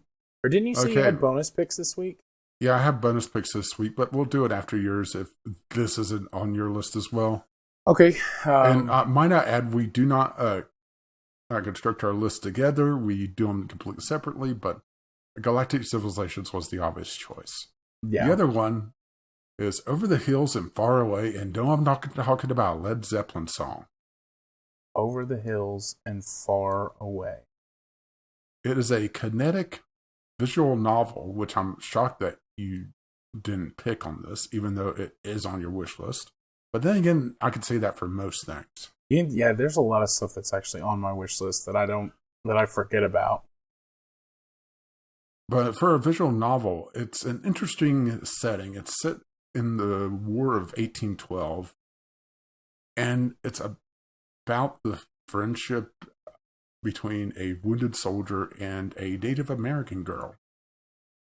I haven't actually played it. It is actually very short, though, so we'll throw this out there.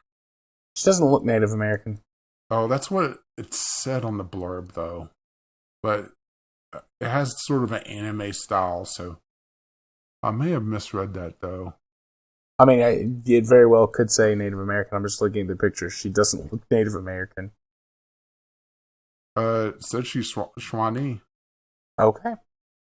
Well, then that's... But I'll take it as like the anime style kind of changes her face enough to make it look like she's just tanned. Yeah. And so much for being racially PC. Yeah, but you've never been PC, even on this show. And that's a bad thing? I never said it was. Just you state that like, oh, I've been PC for so long. No, you haven't. Have not. Have you know, I've been PC for over a decade now. My last console. I knew that's where you were going with that as soon as I said that. I knew it. All right. I guess I should finish that. My last console was actually actually the PlayStation 2, but I played that alongside with the PC. But it is an interesting title. It's only about 3 hours long, though. So if you're looking for a really involved story, you're probably barking up the wrong tree here. It is a kinetic novel, meaning that there probably are choices along the way, but they really don't matter in the end. So it's sort of like a Telltale game. Yeah. Now, I mean that as both a derogatory statement and just a fact. So I'm sitting here staring at this list, trying to figure out what you think the other game is that we're both going to pick. Well, no, I was saying Galactic Civilizations was the definite one that we'd both pick, and I wasn't sure about Over the Hills and Far Away, just because it is a visual novel, and I know how you love your stories. Right. Well, there's a few visual novels on this sale list, but I didn't pick any of them. I just picked the one that was that looked the most interesting, even though this doesn't have a lot of reviews. Bionic Heart 2 is actually pretty interesting. That's not my next recommendation, but just like staring at them out of the visual novels, that's the most interesting one. Despite the fact that it's got negative reviews, it's a good story. Anyways, my second game was Time Shift. This is an older FPS. It released originally, I believe, in 2007, perhaps 2008. It's a console port. But the premise is that you are a soldier who has the ability to control time, and there's some crazy stuff that happens in the timeline, and you have to go fix it.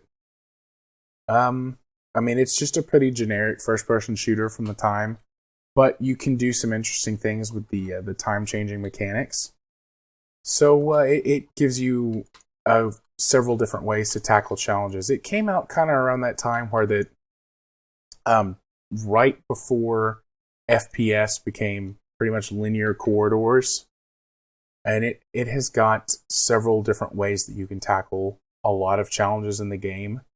Half the time you're still, running down your corridor, but there's several open areas throughout the game. Then you can choose to utilize different powers to solve the problem, or you can choose to just completely ignore your powers and go all out with your guns and your fists. But it's a pretty fun game. Like I said, I beat it back in 2007 or 2008 on my Xbox 360. And it doesn't... I actually looked at that for my choice as well, but kind of balked at it because I hadn't played it and I hadn't heard much about it in a long time and I couldn't really remember it. Right.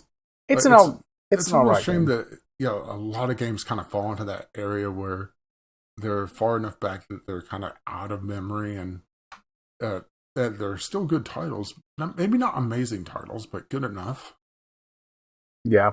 I mean, I would say that this falls into that category. This is a good enough game. It's currently 75% off at $4.99. So, $5 for this game. I'd pay $5 for this game and enjoy it. You'll get 8-9 hours out of it on a single playthrough. It's actually got a half-decent story as far as kind of generic first-person shooters go. And like I said, it actually does some interesting things with its time control mechanics. So, it's worth a look if you're looking for a shooter game to play. But, it's not super great. And I have some bonus picks for this week as well, since the Steam picks were kind of blah. Yeah.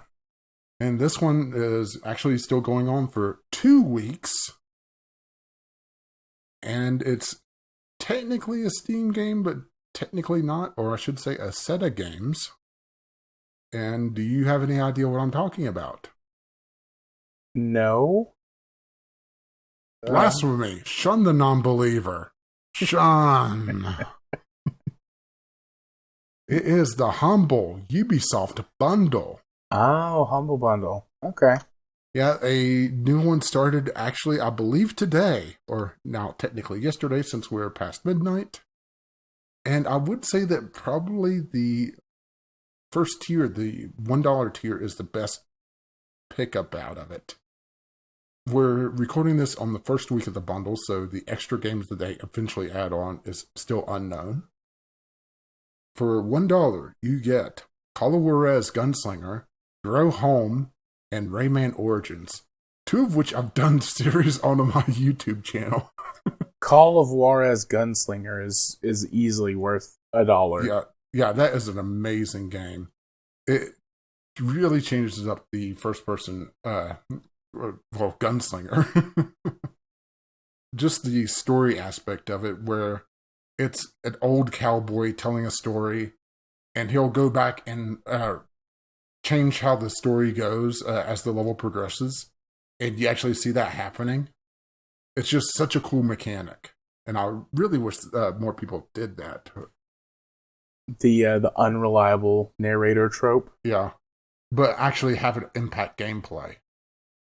The Borderlands Telltale game, Tales from the Borderlands, it does that. Mm-hmm. Yeah, well, I was just so tired of Borderlands that I had no interest in playing it. Tales from the Borderlands is the best Borderlands game that there is, because Borderlands is a big open shooter looter game. It's a grind to get the best loot. But Tales from the Borderlands actually takes the world that the Borderlands series has built and puts stuff in it and actually makes it all mean something. It's a great story. It's probably the best Telltale game. Okay, and the other one that I played out of the dollar tier is Grow Home. I'm actually currently doing a series on it, and I'll be finishing the day this podcast goes live. I was going to say, didn't you finish it, and then you're going to put your last video up? Yeah, it's going live the same day that this goes live. And it's an interesting, they call it a vertical platformer, but I'm going to dispute that because a platformer tends to focus on jumping, and this has more climbing. The story on it is really inconsequential. It's basically you're trying to grow this giant plant to be able to get star seeds to do something with that they never really explain why. But it's really just an excuse to climb this giant beanstalk and grow flowers. It's a MacGuffin for the entire gameplay. Yeah, pretty much. And it has some interesting things. It feels... the climbing on it feels a lot more visceral than Assassin's Creed, where you're just holding a button and climbing up. Each trigger it controls the grip of one hand. So to scurry up a wall, you're actually alternating the triggers, and you can actually move pretty quickly once you get the hang of it. But the downside of this game is also kind of related to the climbing, is that the game is procedurally animated. Think of the GTA 4 style, where it doesn't have a set animation. The body will be told to do something, and it'll animate it on the fly. And I've had, during climbing, the robot, whose name is Bud, Botanical Utility Droid, by the way, which I mentioned this before, and I'll say it again. I mentioned in not the podcast, but the series, that they missed a huge, huge thing by not calling this robot Jack. I know it's not technically a beanstalk, it's some sort of vine, but really, it should have been named Jack. I don't know what they would have chose as the acronym. I don't care. It should have been named Jack. But I've had times where Bud would just dig his head into the into the vine and just kind of flip over as I was trying to climb. I've had him get stuck in a little crevice and have to try to work my way out of it. And until you get the hang of it, it looks like he's been out drinking with Nico and Roman, because he is absolutely just going all over the place. Poor Bud. Yeah, and Rayman Origins I don't have experience with, unfortunately. Yeah, I've never played Rayman Origins either. I mean, the Rayman series is very popular, though, so I'm sure it's well worth the $1 as well. I mean, really, I'd say Gunslinger and Rayman Origins are definitely worth the $1. Rayman Origins based on its reception, but Go Home, I'm not sure about. It's not a terrible game, but it's also fairly short. I think I'd beat it in about 3.5 hours. And that's not counting the extra game that they throw in at the end, to spoiler for my video. They actually have like a bonus mission where they spread a bunch of the extra sun seeds all around the level, and they tell you to get them, and no. And on the next tier is actually an interesting tier. I'll say interesting. It's the Beat the Average tier, which at time recording was like $5, almost $6. I'll go back and double check it to It's $6.74. I'm looking at it right now. Yeah, it's going way up because of the next tier. I'm almost willing to bet on that. The Beat the Average tier is Far Cry 3, Tom Clancy's Splinter Cell Blacklist, Assassin's Creed Chronicles China, with more to be added sometime next week. And I'm not sure if Far Cry is really worth the $6.74 on its own, but you do get the extra games as well. I don't have experience with Tom Clancy's or Assassin's Creed Chronicles China. I've heard some disparaging things about. I think that Far Cry and Splinter Cell are worth the $6.74. It really depends on what kind of games that you like, though. I mean, yeah, and Far Cry's been bundled before, if I recall correctly. Yeah, and then Assassin's Creed Chronicles. I don't like that game. Like, it just doesn't. I expect the other Assassin's Creed Chronicles to be in the extra games that they add. Yeah, possibly. It's just, again, it's a personal preference, like what kind of games do you like. But the Chronicles series are the ones that are like kind of the 2D platformers, and that's just not for me. But I think Far Cry 3, at least for me personally, Far Cry 3 and Splinter Cell Blacklist are worth the $6.74. I haven't actually gotten around to playing a Far Cry 3 yet. It's on my list of things to do, and I may do it on the channel. I don't know, but it's just hasn't been there yet. And then the $15 tier, we're getting up there now, is Assassin's Creed Rogue and The Crew. And I only have experience with The Crew, and that's in the beta. And The Crew is an interesting game. It's definitely not for everyone. It's a more of an arcadey racer. And what's interesting about it is that it's the entire lower 48 states. Well, kinda. It's an exaggerated, compressed, weird version of it. Like the map looks like the entire United States, but then like the way that it plays is you can drive across the entire U.S. in like 2 or 3 hours, something like that. I would say probably about an hour and a half if you are really good at avoiding incidents. Yeah. And in real life, to drive from one side of the United States to the other is like 36 hours. So it's not exactly correct, but I didn't like The Crew. I was all excited for it. I played the open beta and I was like, oh. It doesn't bother me that it's an arcadey racer, but between the awful, in-game microtransactions and the way that the upgrade system works. I didn't see that they added microtransactions that much. They did. And the horrible AI, which cheated. They went with rubber banding, so you could never actually get a real lead on the AI. Like, it didn't matter how good you drove, how fast you were, how much better your car was than them, they would catch you. And I hated that. It's like, if I'm a good driver, I want to leave these guys in the dust. And I play a lot of racing games. So, I'm a pretty good driver. Yeah, it's disappointing. The Crew could have been so much more. They don't have the expansion, of course, in this, which just came out recently, which added monster trucks and really more of everything. And I don't have experience with Assassin's Creed Road. The only Assassin's Creed I played was the first one, and it bored me to death. I've never played Rogue. I've heard it's good, but I have no personal experience with it. I look at it this way. At least it's not Unity. Yeah. At least it's not Unity. And then, the final tier, unless you have something else to say. No, I don't have anything else to say about those. That I'm going to call the Suckers tier. You have any disagreement with that? Maybe. We'll see what you have. Like, explain that. Like, to me... Okay, Tom Clancy's The Division pre-order. Mm-hmm.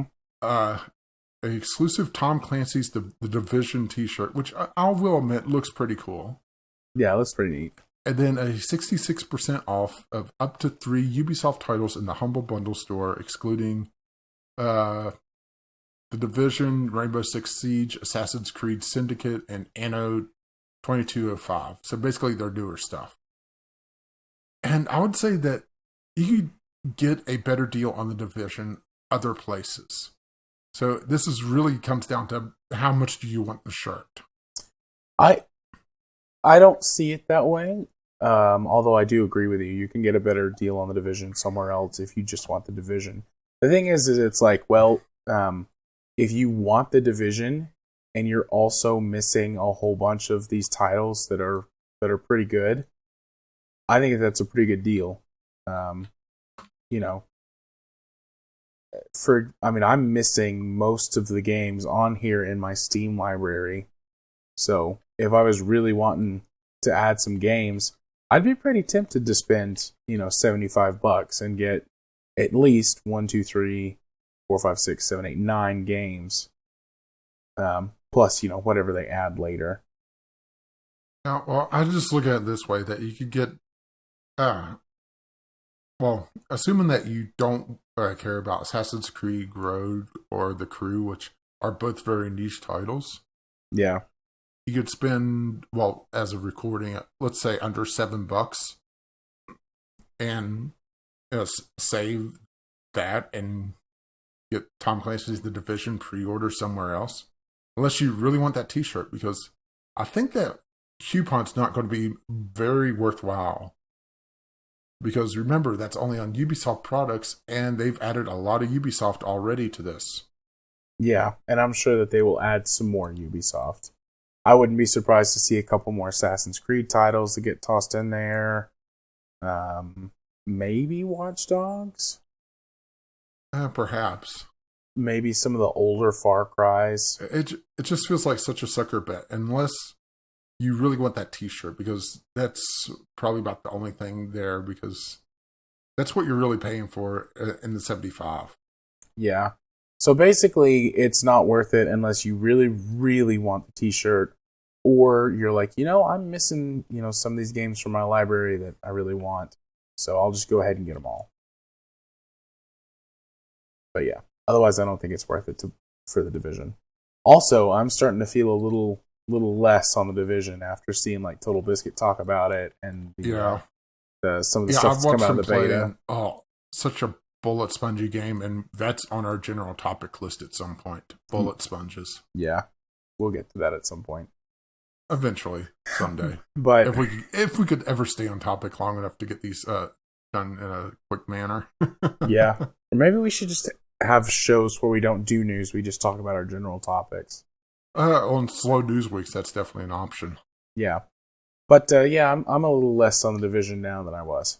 So we'll see. I'm still gonna wait for it to come out, but I was considering, buying it on release day, maybe even pre-ordering if there was a good pre-order bonus.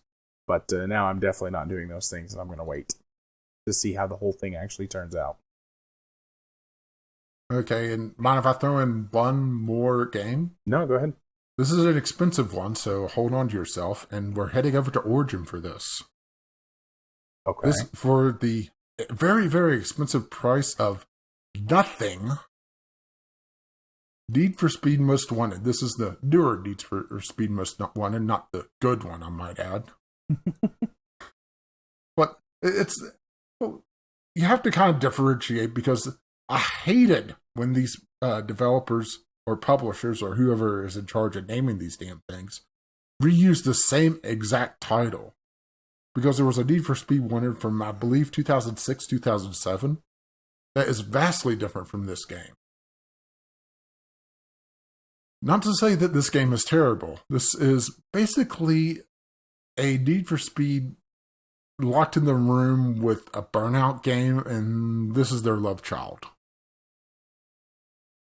Yeah, I haven't played this Most Wanted. Honestly, I just assumed it was a remaster of the older one. It's not. Which I actually looked into it before checking it out. It's basically Burnout Paradise, only it's Need for Speed instead. That actually sounds really fun.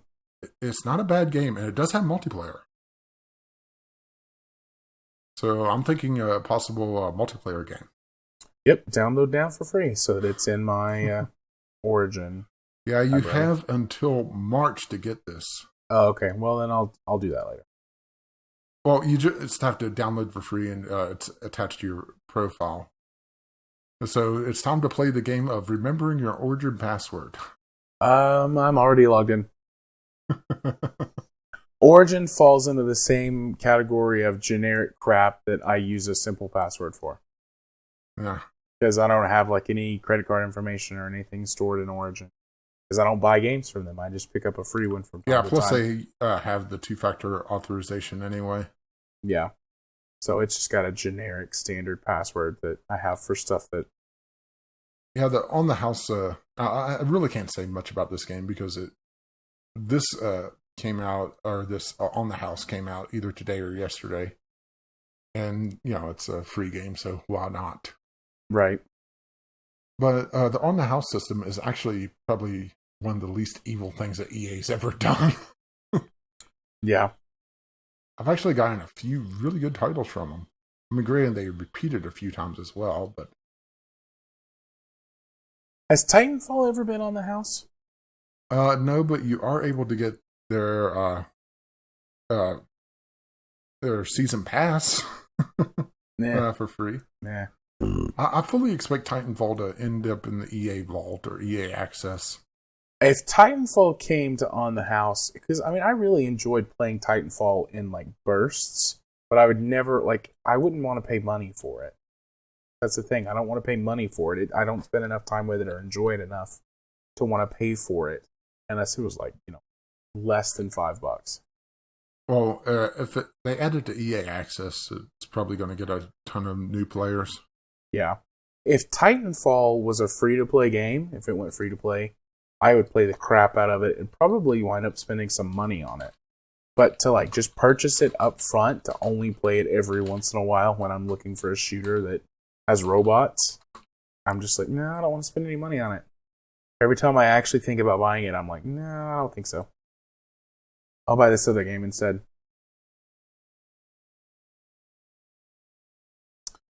So that's my extended. Well, it's not even Steam Weekly Picks. It's just my weekly picks at this point. Yeah, because the Steam sale was pretty poopy.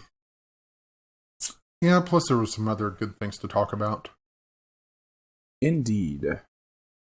So, I think that about wraps us up. Except for we're going long again this week. Yep, we're partly my fault. We're at 3.5 hours on the recording. Obviously, a bunch of it will get cut, but we're going to hit 3 hours again for sure. Yeah, sorry about that. Yeah, it's our podcast. We'll go as long as we want. Well, until people stop listening, then we try to fix it.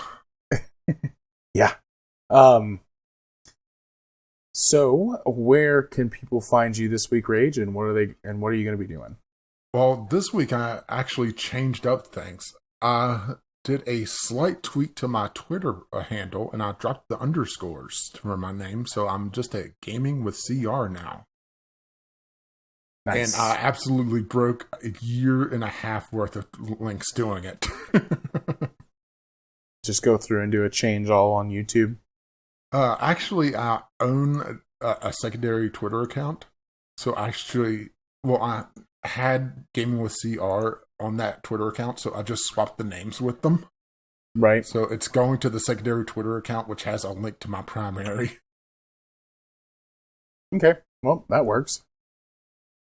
I technically didn't break anything, and only thing I really had to change was a few links here and there and change my copy and paste for my YouTube videos. And this week on Gaming with Caffeine Rage on YouTube, we'll be wrapping up Grow Home, which means a new game next week, which I'm going to tease a little bit. Tease it. It's an indie game that Jared will absolutely fall in love for. I will? Yes. Did you tell me what the game was in the past, or is this like a tease for me too? Okay. No, but I will say one word that'll make you fall in love with it. Okay. Mining. Mining. An indie mining game. Or an indie game with mining.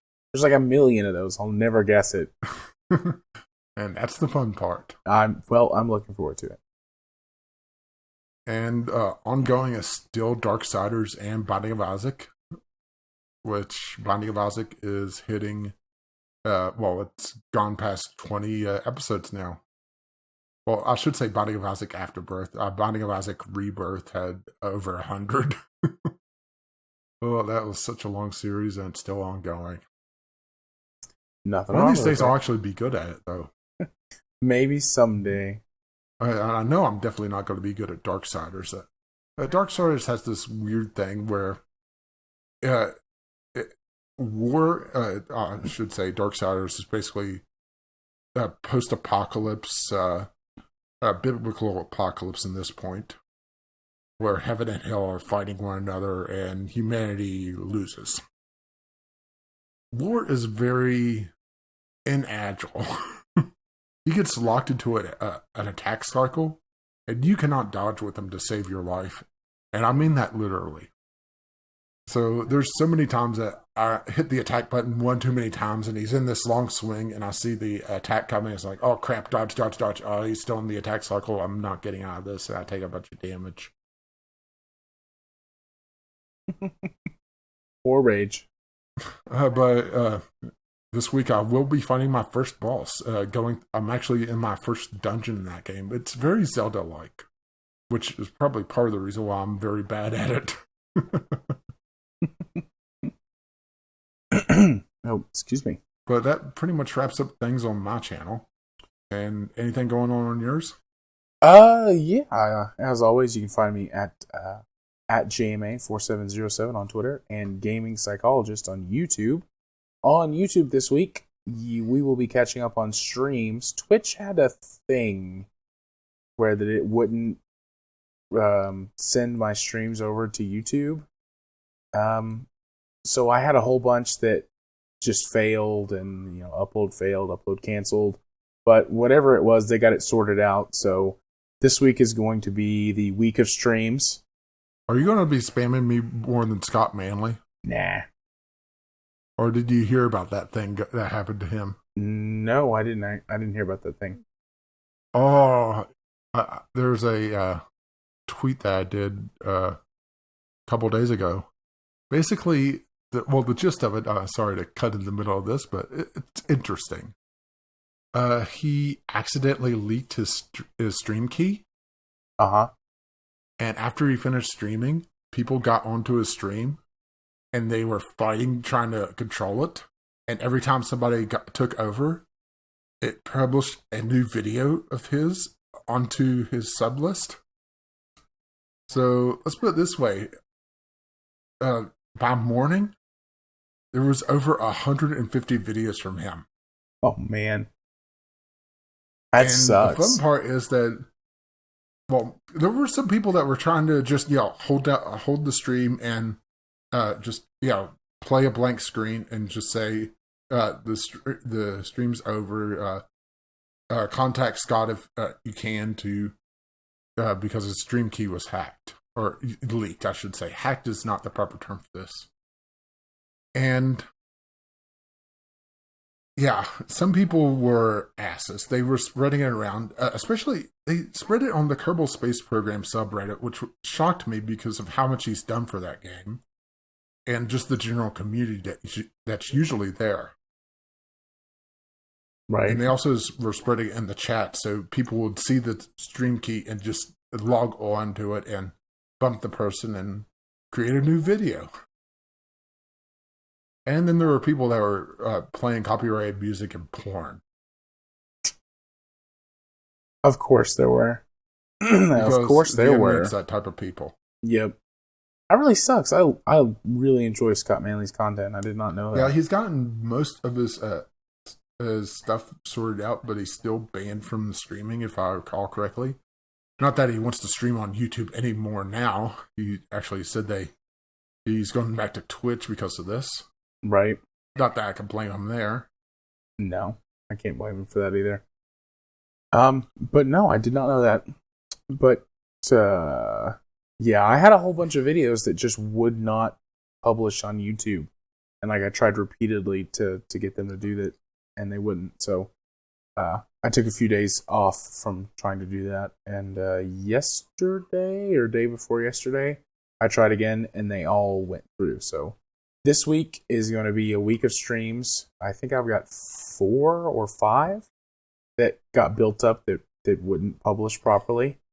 The week of actual content? Yeah. I mean, between being sick and being busy and all kinds of stuff, it's like my YouTube channel kind of fell to the wayside a little bit. But I'm making a concerted effort to put in the time to get it back going again. I put a few videos up last week, or a couple of videos aside from the podcast, and I'm just going to keep building back up into it until I actually hit my everyday target like I used to. And I didn't record any content this weekend because I didn't have a voice. Everything I would have recorded would have been wheezes and grunts. No, you should have put a face cam and just made funny hand gestures and try to pretend it was sign language.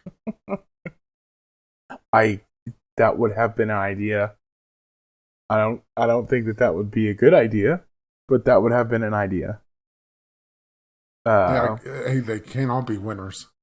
Actually, most of them aren't winners.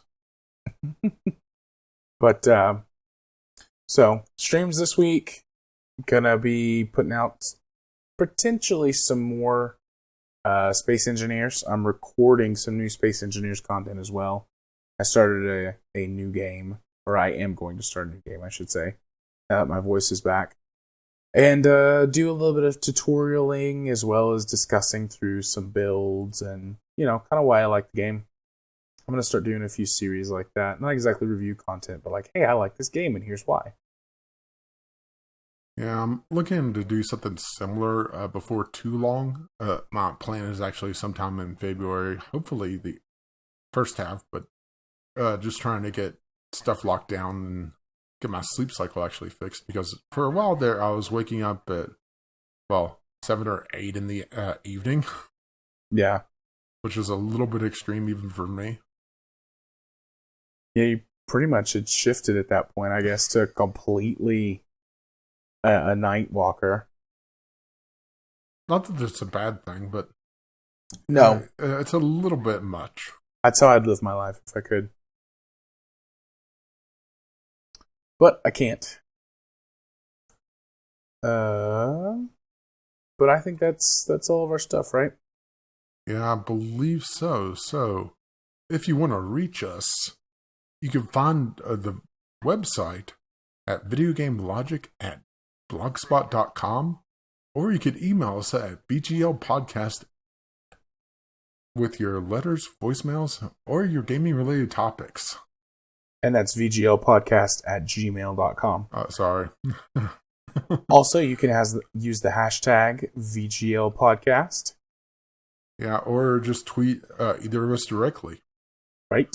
Once again, I'm gaming with CR. And I'm at JMA4707. And that pretty much wraps us up. So it's time for the David Spade impersonation. Not assuming you still have the voice for that. Not quite, because you did not say our intro and outro music is provided to us by Kevin McLeod from Incomputech.com. Yeah, I forgot about Incomputech this time around. It was my turn to forget about it, I guess. It's alright. That's why we're here. We take care of each other. Oh my. But until next time, as the intro music starts to play, bye-bye now.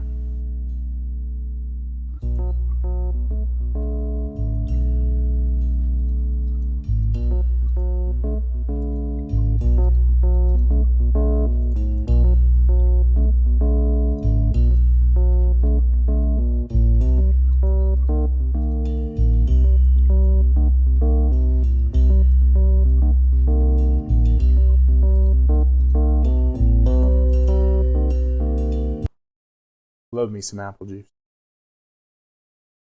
Love all kinds of juice, really. Juice is like one of my favorite things. I'll down like an entire like half-gallon bottle of juice in one sitting.